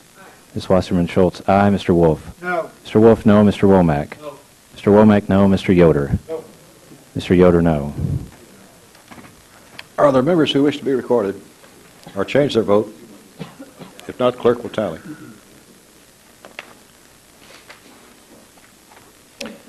While the clerk's tallying, let me remind you we've got another bill to mark up this morning, and the morning is fast closing in on us.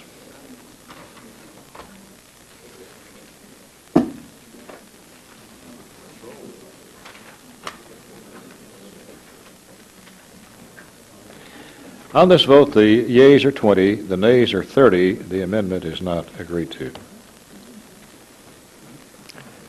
I might, with tongue-in-cheek, say that this issue got a raise out of Mr. Moran.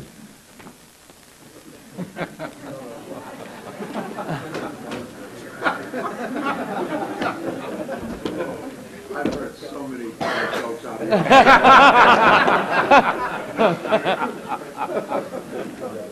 Are there other amendments? If not, Mr. Wolf is recognized for a motion. Thank you, Mr. Chairman. I move to favorably report the Military Construction and Veterans Affairs Appropriation Bill for Fiscal Year 2015 to the House. You've heard the motion. All in favor say aye. Aye. All opposed say no. The motion is agreed to and the bill is reported. Don't have to do that at the end. Yeah. Now we're ready for the next one. Congratulations, Chairman Culberson and Ranking Member Bishop. Thank you all for a good discussion. Now let's turn our attention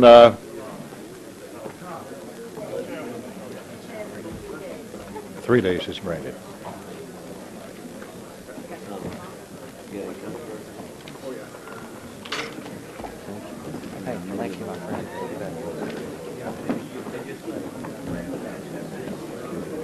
Those wishing to exit or enter the chamber are asked to do so quietly so that we may proceed.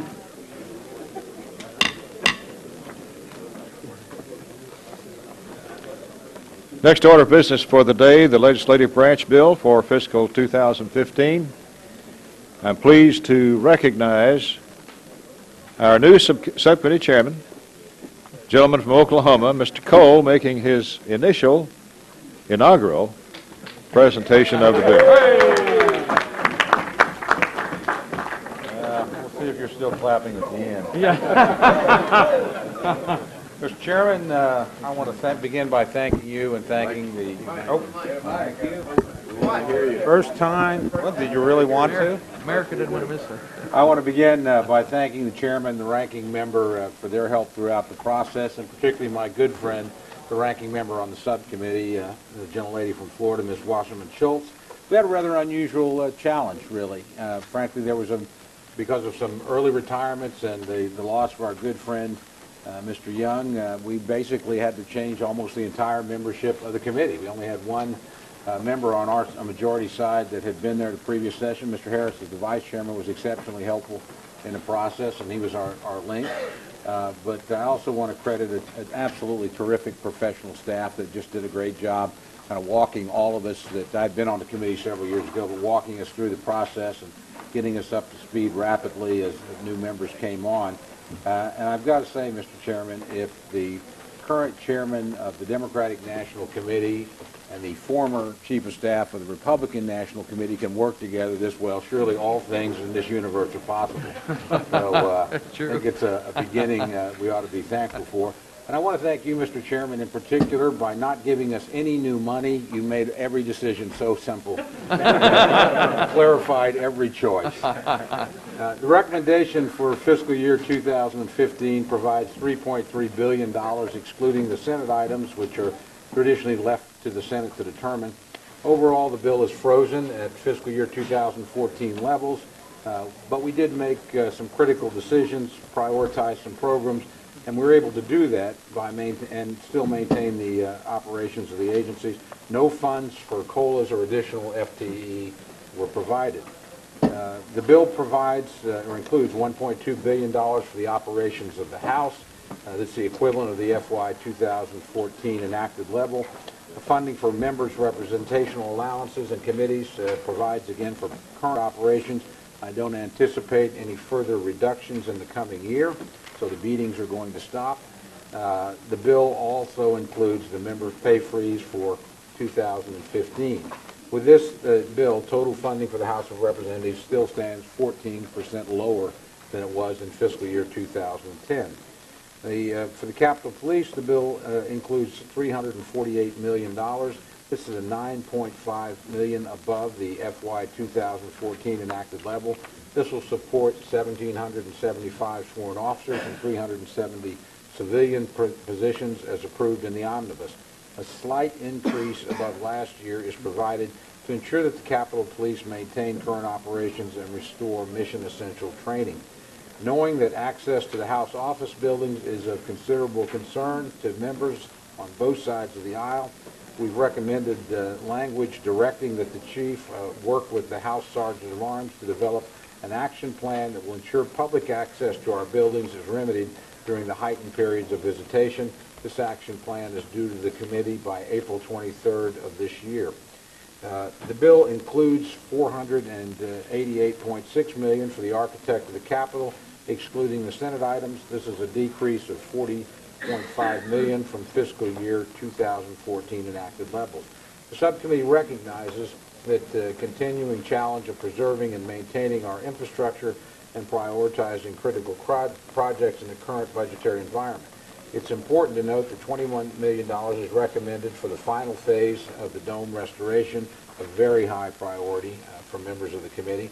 In addition, we're continuing the 5-year practice of including funds for the House of Representatives Building Revitalization Trust Fund, a fund established by Ms. Wasserman Schultz when she was chair of the subcommittee in anticipation of the renovation of the historic Cannon office building, and a really genuinely terrific contribution to this institution, one I hope that we continue in years ahead as we continue to look at these kinds of problems.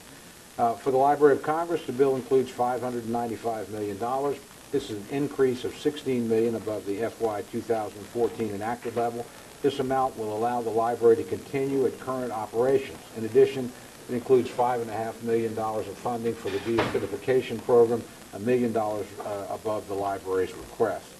For the government printing office, the bill includes $122.6 million. Congressional printing and binding remain at FY 2014 levels.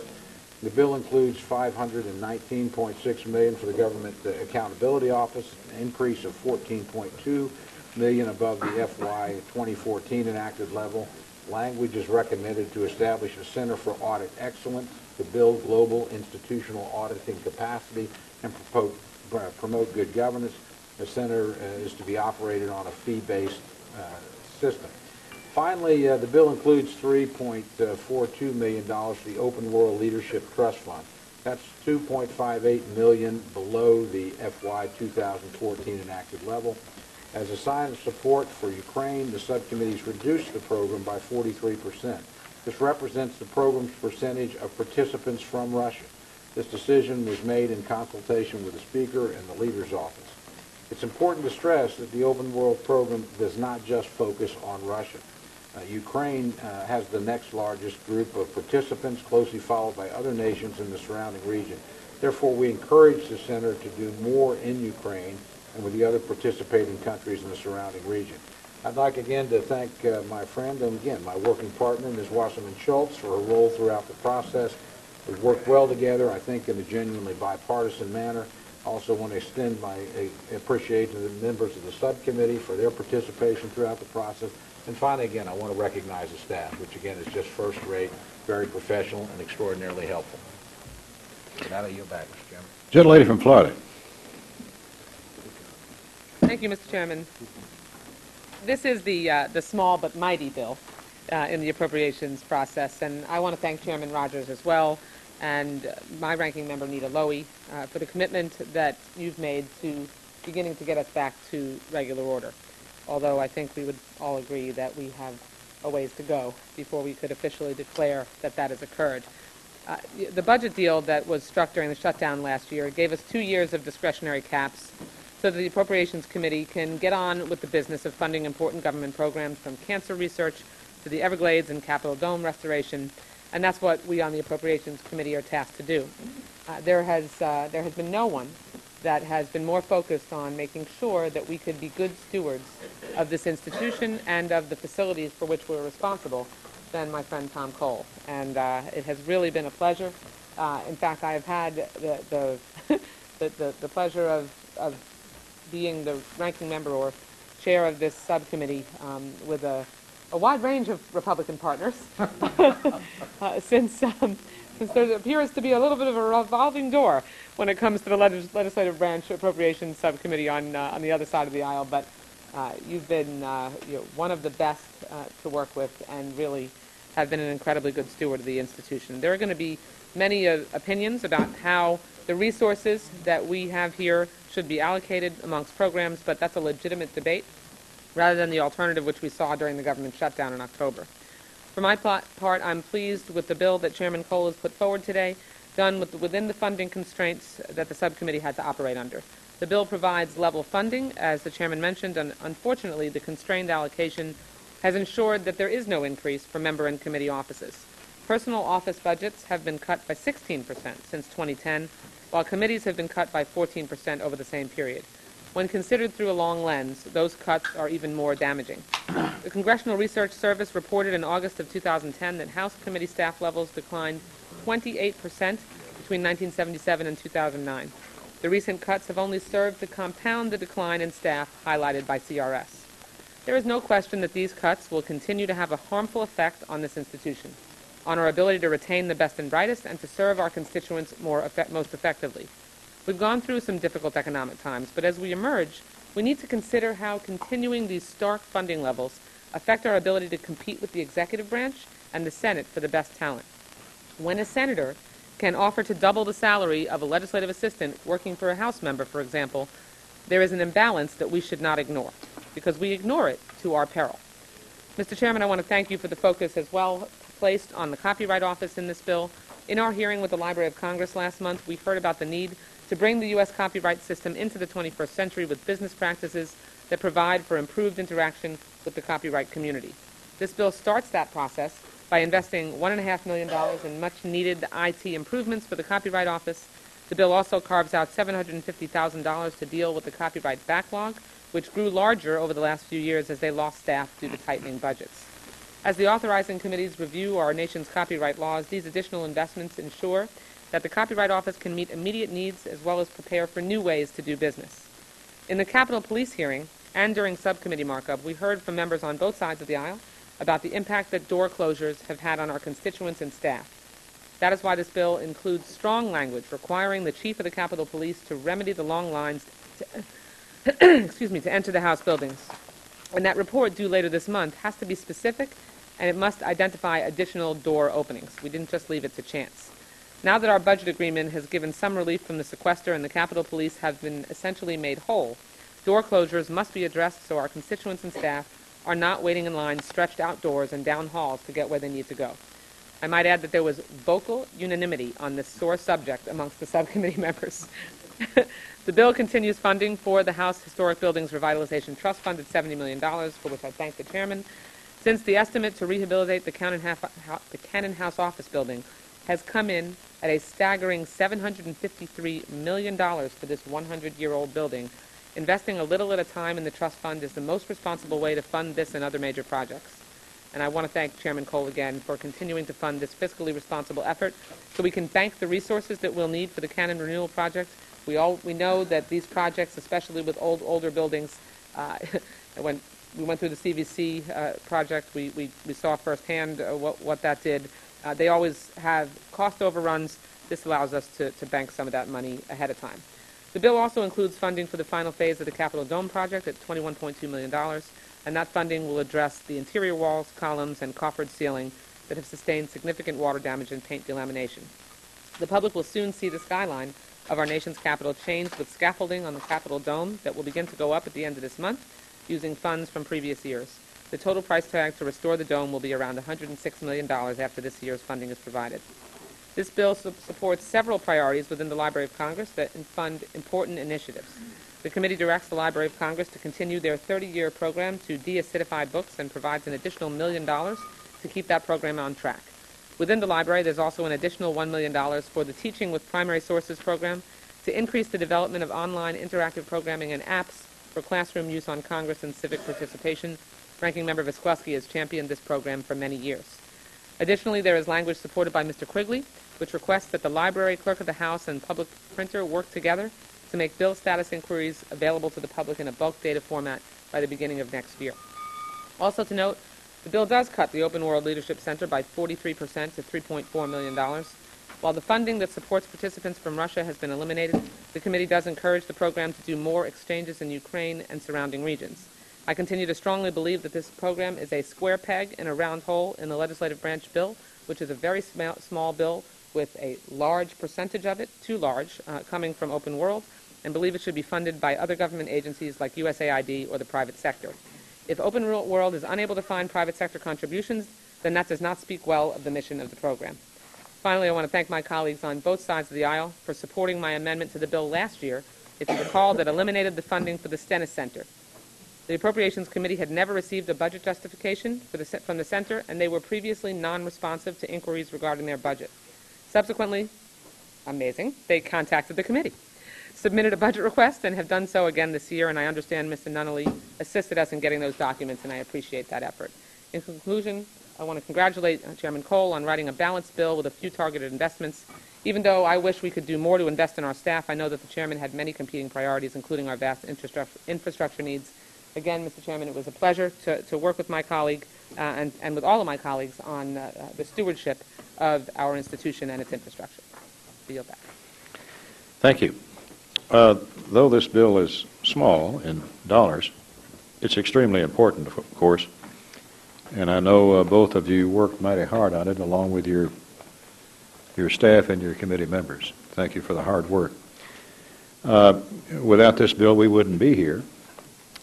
This bill facilitates the work we do here on Capitol Hill by keeping the doors open, our lights on, our campus safe from harm. It also preserves and maintains this hallowed edifice that houses our great democracy and supports the services that keep the Congress working and informed, like the Government Accountability Office and the Library of Congress.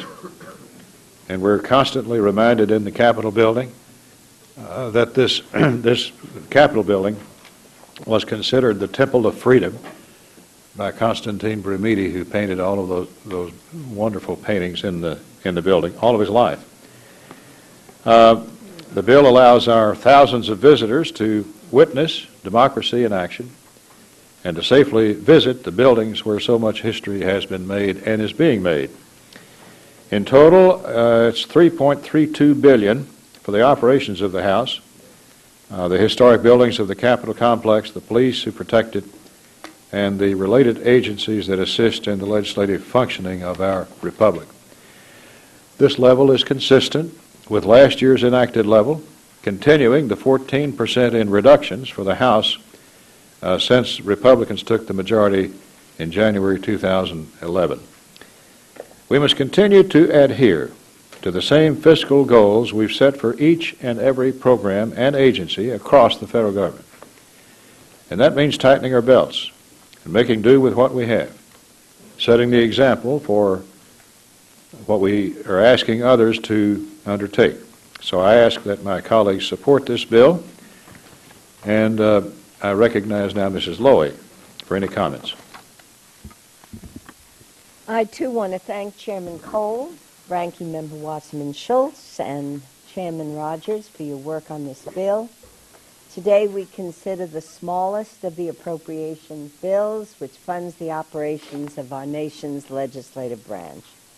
Without Senate items, the bill is $3.326 billion, the same as 2014, and while I am pleased with the overall funding level, it was my hope that after years of cuts to member representational allowances, or MRAs, we might provide a modest increase this year.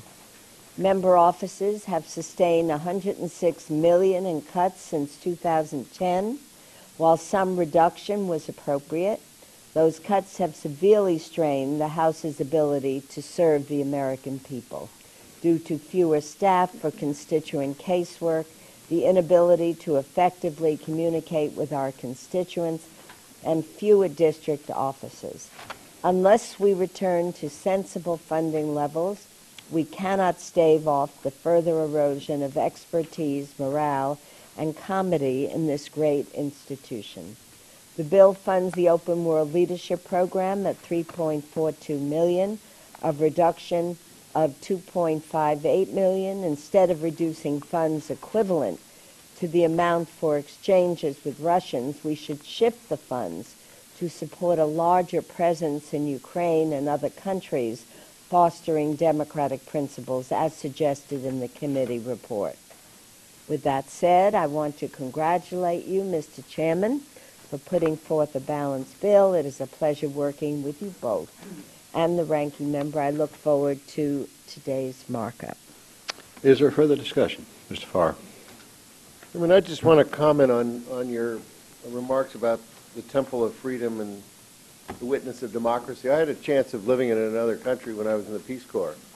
And you really begin to understand the precious value of our democracy in the United States, particularly its accessibility, the way we are elected by district, the way people can come to this, as you call it, the Temple of Freedom, and see this magnificent building, which we're going to spend $100 million making sure that it stays up. At the same time, there's been a big change since I first got elected. And that happened with 9/11 and the creation and the buildup of the Capitol Police. And what I've seen is mission creep of, without any more threat assessment, essentially shutting down streets, shutting down garages, shutting down doors. Many times I've had to come into the Longworth building and call the police because people are standing out there going all the way around the corner in the pouring rain. No indication that there are other doors, that there's two systems to go through, one of which is almost never in operation, the entire magtometer. And I really appreciate the work of this committee doing a check and balance in being able to call out some of this stuff. What concerns me is that they've had less, shutting down all this stuff gives them less real estate to have to protect, and yet we've increased their budget. The $7 million higher budget, they're 9.5 because $2 million of that's for discretionary for general expenditures. My hope is that the committee will keep on that, and you didn't address opening up the garages when that's a big traffic jam out there, and I appreciate the fact that you put some pressure on them to open up First Street. It's very hard to get over on the Senate side. If you can't go down here and turn right and go over to the Senate side, you have to go all the way around. It causes more traffic. That's all done without any discussion with us or about assessment threats or why they have to do it. So I appreciate the committee's diligence in pressuring the Capitol Police to give us back our doors and our garages and our streets. If indeed democracy is going to survive in this country, it's going to be because people can come here and get access and say, oh yeah, that's my government, it's an operation. I like it. But if they come away thinking, I'm not going into that building because it takes too long to get in there, I don't really care what they do up here, our democracy is going to fail. So you're right. It's about accessibility. It's about ability to petition your government in a reasonable way, and I think that we have to be, we serve here at the pleasure of the people, and we ought to make sure that this building is always open and accessible. Thank you. Ms. Kaptur.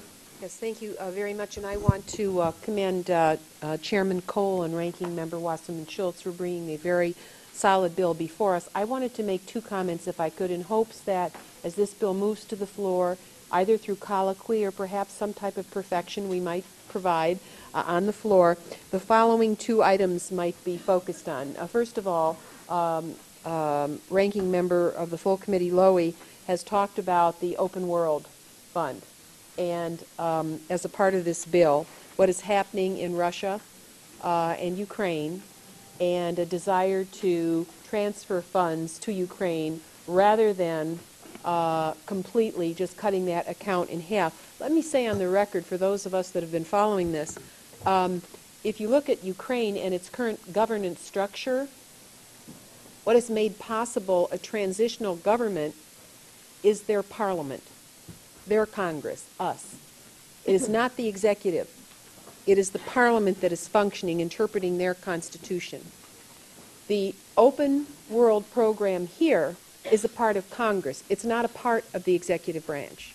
And I would argue that the fact that this program exists and they have been focused on a part of the world that really matters is something that should influence us as we attempt to perfect this bill to final passage on the floor. And I would hope that what Ranking Member Lowy has offered will somehow be able to be incorporated in a final bill that is voted on the floor. In addition, if one looks at Russia, 12 of the countries of the 14 that surround Russia voted against Russia in the United Nations. They did that largely because they know what it feels like to be invaded. So I think with a program like Open World, though it's certainly not the largest one in the world, we are convinced, and as a founding member of the Ukrainian caucus, I can tell you I have met with more Ukrainian parliamentarians, I think, than any country in the world. It is really incumbent upon us to pay attention and to do whatever we can in every program to let, hopefully, liberty advance in our lifetime in that part of the world. So I wanted to focus on that and ask the committee's forbearance as we move to the floor if we couldn't do a little better in focusing on this account. And then secondly, a totally different area, on the Botanic Gardens. I'm very grateful for the committee's language here in supporting the partnerships that the Botanical Gardens forms with national and local organizations to advance educational goals. The increase in that account for construction is sizable. Those dollars will largely be spent here in Washington, D.C. But right now in our country, in many places, more people are falling into poverty and dropping out of the middle class. People who were middle class are becoming working class or lower middle class. And food is one of the most important items in their budget. Unfortunately, many of these people exist in urban areas, though not just there. And the Department of Agriculture doesn't really do a lot to help people learn how to produce food in urban situations. The botanical gardens have platforms all over this country, and they are extraordinary in what they do. And I hope that as we move to the floor, we can find ways to encourage the botanical gardens to link to these areas where there's growing poverty, where they have a presence, and where they can really make a difference in transferring skills to people who are living right at the edge. You all know what I'm talking about. I have one image in my mind of one community I represent where, working with the botanical gardens and others, we were able to plant vegetable plants in one part, a very low-income part of the city, and watching the senior women, some of them 80, 85 years old, coming and picking peppers off plants, picking every single one, is such a compelling image.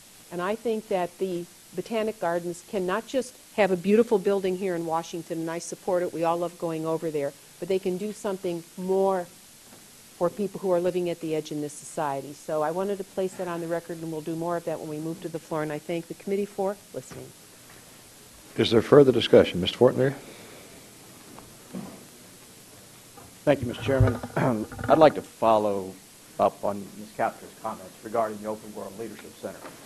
The countries of Ukraine, Georgia, Azerbaijan, Lithuania, Estonia, as well as Moldova, were all former members of the Soviet Union. These are also countries that stood with us and voted no in condemning, in the UN, voted against the Russians and condemned them for their actions in Crimea. These are all countries that are attempting to rebuild their systems on the principles of the rule of law and democratic governance.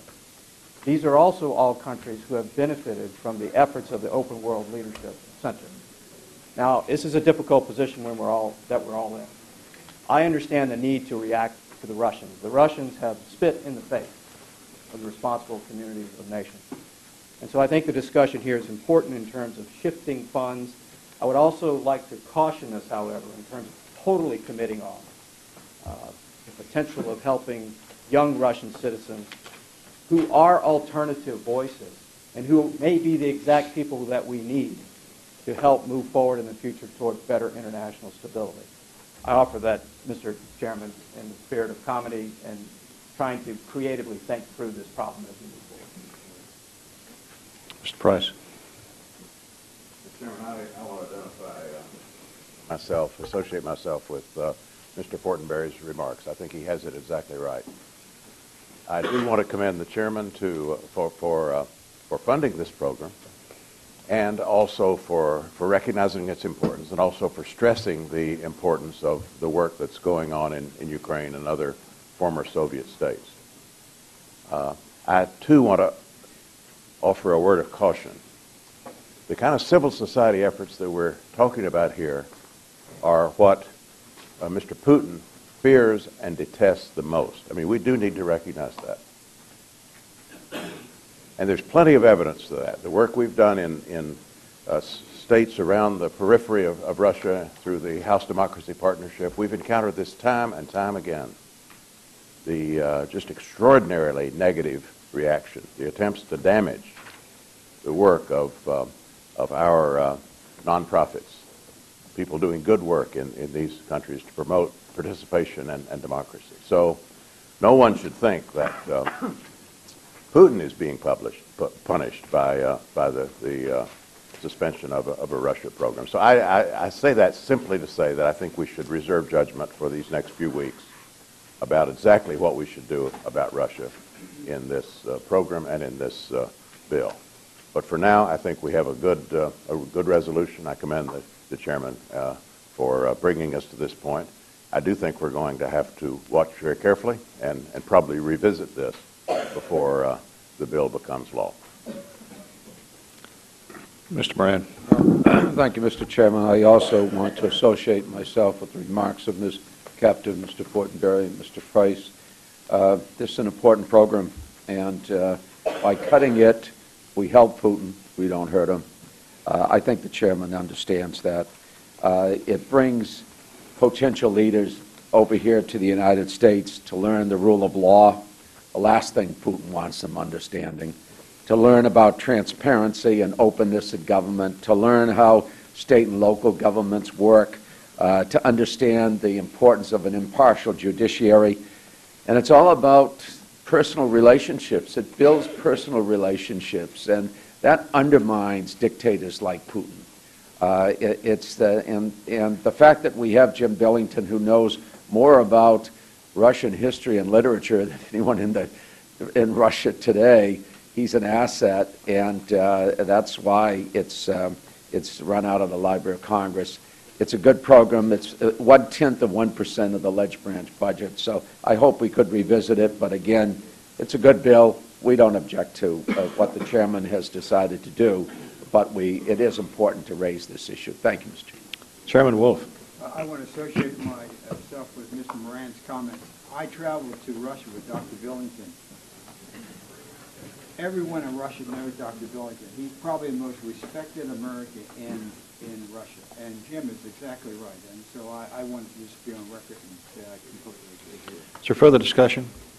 If not, are there amendments? Mr. Moran. Well, Mr. Chairman, yeah, I do have an amendment at the desk. Clerk will report. Amendment offered by Mr. Moran. Page 8, insert after line 6 the following: housing stipend for members. I ask Section 106. Unanimous consent is requested to dispense with the reading, and it's hereby granted. Thank you, Mr. Chairman. Well, this amendment would create a very modest stipend, optional, and only for members' housing costs in the D.C. area, only for the days that the House is in session. Specifically, the amendment creates a voluntary $25 a day housing stipend for members that maintain a primary residence more than 50 miles away from the capital. This year, we'll be in session 112 days. At $25 a day, that would create a per-member stipend cost of $2,800. And that is exactly the projected amount of salary adjustment that would have occurred in FY15, but for the fact that this bill freezes members' pay. Now, we can't raise our own pay. Doesn't start till January. Wouldn't be affected by it, and I live within 10 miles of the capital anyways. So you might ask, why do this? Certainly my staff is asking why. Inundated with thousands of calls, almost all of them using obscene language, none of them supportive. And I expect all of the members, at least most of them, to oppose this. And in fact, some of you, I want to do so in a very vociferous way because I want you to be able to return. I don't blame you for opposing it. But I think it's important to highlight a concern about the cost of maintaining a second residence in the D.C. area for official duties. Many state legislatures do this. In fact, California's per diem is $142 a day. Tax-free. Thank you.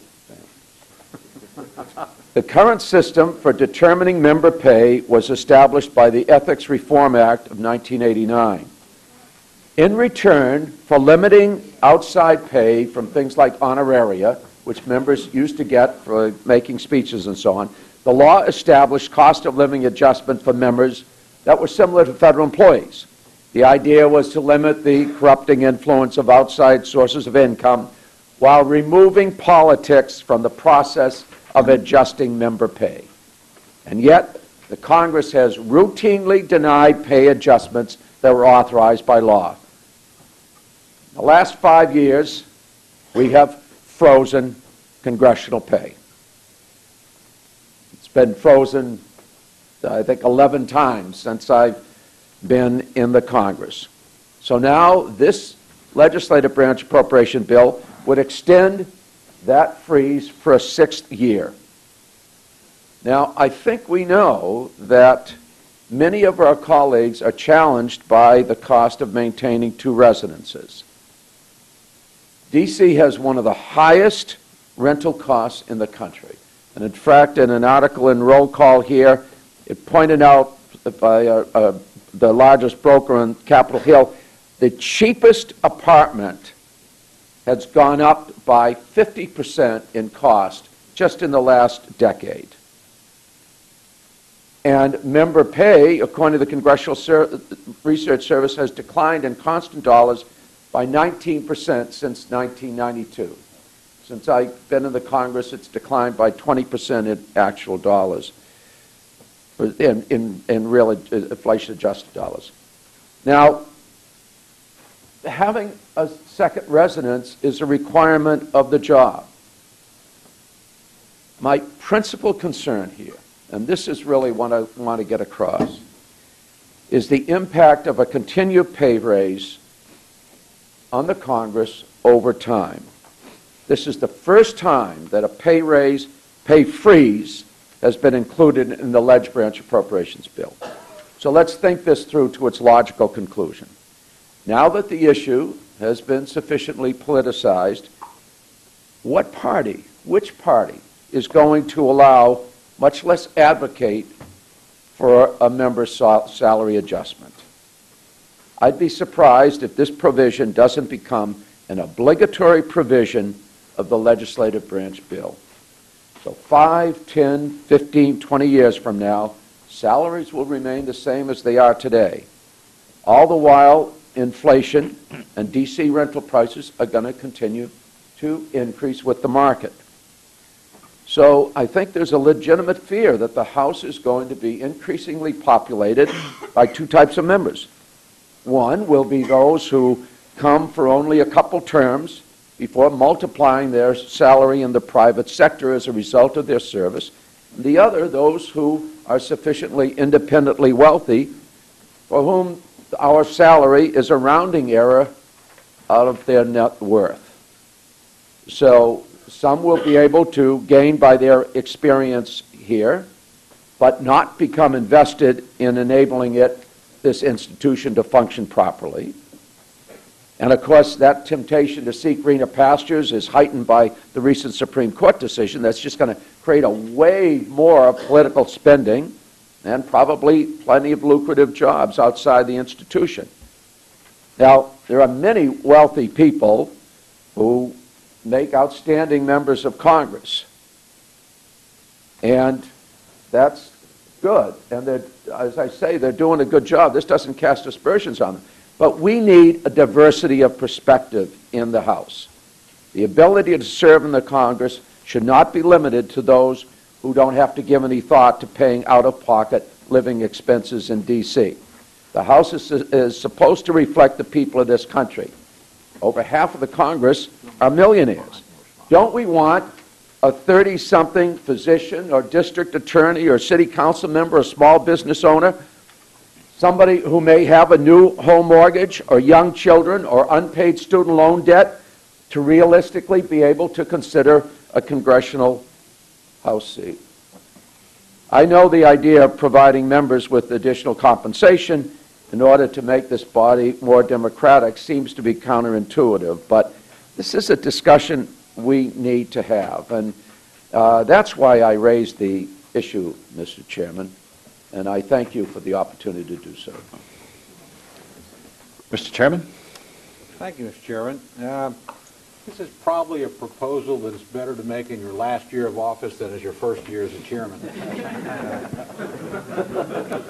But I appreciate very much what my friend has to say and the spirit in which he's offered those remarks. And there's much that you said that I agree with, and frankly would join you in urging at the level well above our pay grades that this become a bipartisan discussion, because I think my friend makes a very important point about the potential over time of changing the character of the House. I think that's actually something we should reflect on.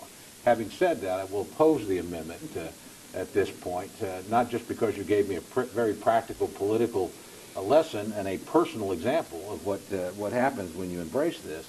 But because I think, again, this discussion actually needs to go on for a while.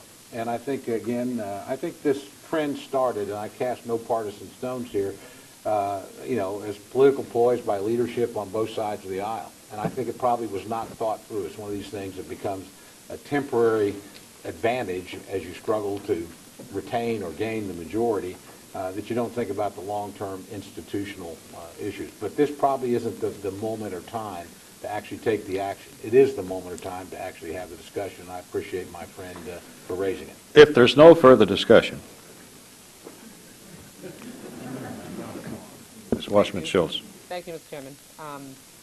I would just say that I share the concerns of the gentleman who's offered the amendment, and I do not have a position on the gentleman's amendment. It's something that I think each member has to review and make their own decision on, although I agree with Chairman Cole that the purpose of the amendment, I hope, will result in sending this up the food chain so that we can have a broader discussion, because if we want to remain the United States House of Representatives, we should all use the appropriations process to enable us to really look like America in all walks of life, with all ethnic and racial backgrounds, gender, sexual orientation, and the wide range of diversity that make up the rich tapestry that is America. And there is the risk. We do run the risk over time, especially given that we are living and working, at least while we're here, in a very expensive city.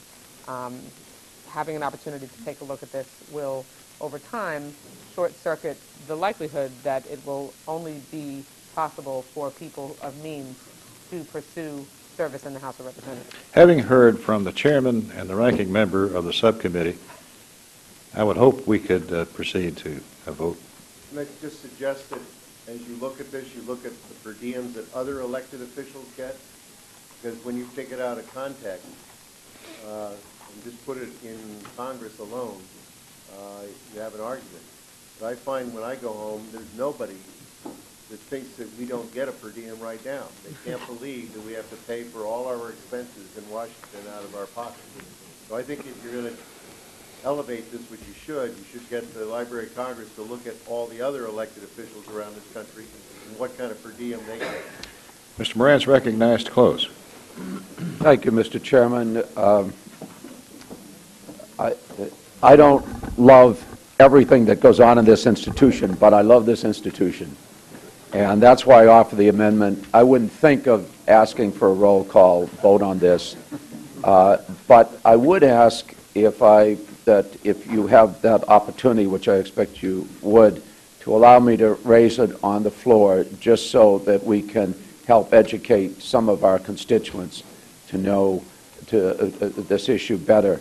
But I'm certainly not going to put people in the position of voting for it. So with that, we can voice it, and it'll be over with. Thank you. As to the gentleman's suggestion about bringing it up on the floor, I don't think anything could keep the gentleman quiet. I'll take that as a compliment. You can. You've heard the motion. All in favor say aye. Aye. All opposed, no. No. Noes have it. The motion, the amendment is not agreed to. Are there further amendments? If not, Mr. Wolf is recognized for a motion. Mr. Chairman, I move to favorably report the legislative branch appropriation bill for fiscal year 2015 to the House. You've heard the motion. All in favor say aye. Aye. All opposed, no. Motion is agreed to. Please don't leave the room because we have another important matter to take up. And it will hopefully be brief. 3 days, okay. For our last order of business, today we will consider the interim 302B sub-allocations for Ledge Branch and Milcon. These allocations will allow us to bring the bills considered today to the floor as per the rules of the House. The simple thing is, although we did not have to wait on the Budget Committee this year, and we've not waited on the President's budget, we're proceeding forthwith, but we're sort of like Patton in Europe outrunning our supply chain. We can't proceed to the floor without the CBO scoring the President's budget submission. And that hampers us on dividing up the numbers in the 302Bs. These two bills, however, are reasonably small, and the variations that would occur between now and then are likely to be pennies, so we can proceed without any harm. But we've got to wait on CBO to score the President's submission, and that should get to us around mid-April, I'm told. But that makes it difficult to develop accurate suballocations for all 12 bills. The two bills today, as I say, are relatively straightforward in terms of scoring, so we were able to develop suballocations for them. However, the other 10 bills, individually and combined, are increasingly difficult to score without the technical assumptions and assistance provided by CBO's upcoming baseline information. Once we get that update, we can then put forward the full complement of suballocations for the committee's approval as expeditiously as possible. For now, in order to get the gears in motion and assure these bills get to the floor this month, I ask that the committee approve the two suballocations in front of us today. Ms. Lowy. Mr. Chairman, this process is highly unusual. The interim allocations only show the amount, as we know, for the first two subcommittees. We're left in the dark about how much each of the other subcommittees will have to spend. The history of the Budget Act is instructive in explaining why what we are doing today is so unsatisfactory. Under the original Budget Act, appropriation bills were judged only by whether they exceeded the full committee total. As a consequence, the first bills to be considered could spend as much as those subcommittees wanted. Only the last few bills were ever in danger of exceeding the full committee total. The current 302B process was an innovation added to the original 1974 Budget Act so that each bill could be judged on its own. By requiring a complete allocation from the start, anyone can see whether the first bills use too much of the available resources. In other words, the whole purpose of Section 302B is to ensure that the last piggy to the trough has enough to eat. That's why Section 302B calls on the committee to display the entire pie chart, not just two slices at a time. Showing only the amounts for two of the easier bills, which we would all support, misses the point entirely. Real interim allocations would divvy up the entire pie with a comment that the numbers will probably change after CBO re-estimates the President's budget. The allocations before us are a sham and hide over $900 billion in budget authority. When my side of the aisle, and I think it's important to remember, was in the majority, far, far smaller omissions were met with howls of protest. Our FY 2008 302B allocated all of the budget authority among all of the subcommittees. However, on the outlay side, we placed $369 million, not billion, under the full committee with the caveat that CBO's outlay estimates for the subcommittees always change when they score each bill. The minority views asserted that, and I quote, budgetary sleight of hand, end quote, makes, quote, offering an amendment a pointless exercise, end quote. Our FY 2010 302Bs also distributed all of the budget authority among all of the subcommittees, but again reserved several $100 million in outlays. The minority shrieked that Democrats were, quote, designing schemes to hide the true costs from American taxpayers, end quote. To offer a full 302B allocation as an alternative would treat this sham more seriously than it deserves. So we will engage when the majority gets serious, Mr. Chairman. That is when the debate will be joined on our different values and priorities. We have no complaints today about the specific allocations for Milcon-VA, which is almost exactly at the President's request, and legislative branch, which is at this year's level. Our concern, and I felt it was important that our concern should be expressed clearly with some historical facts, Mr. Chairman. Our concern is with the process and the precedent it sets. And I yield back.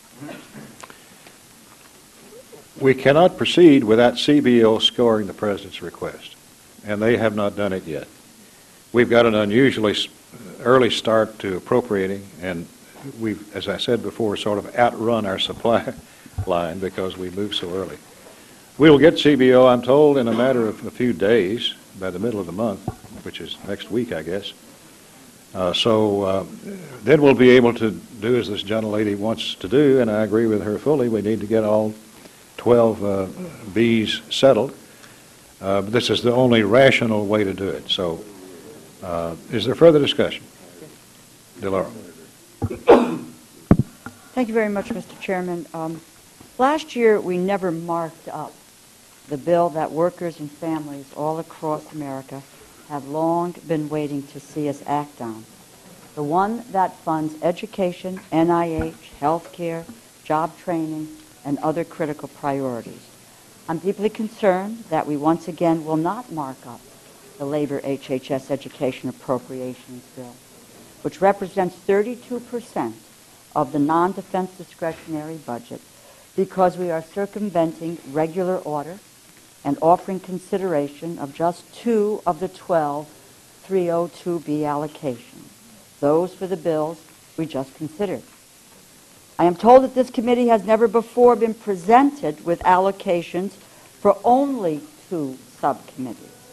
This leaves me to wonder what the chairman has in mind for all the other 10 subcommittees representing a vast majority of the federal government.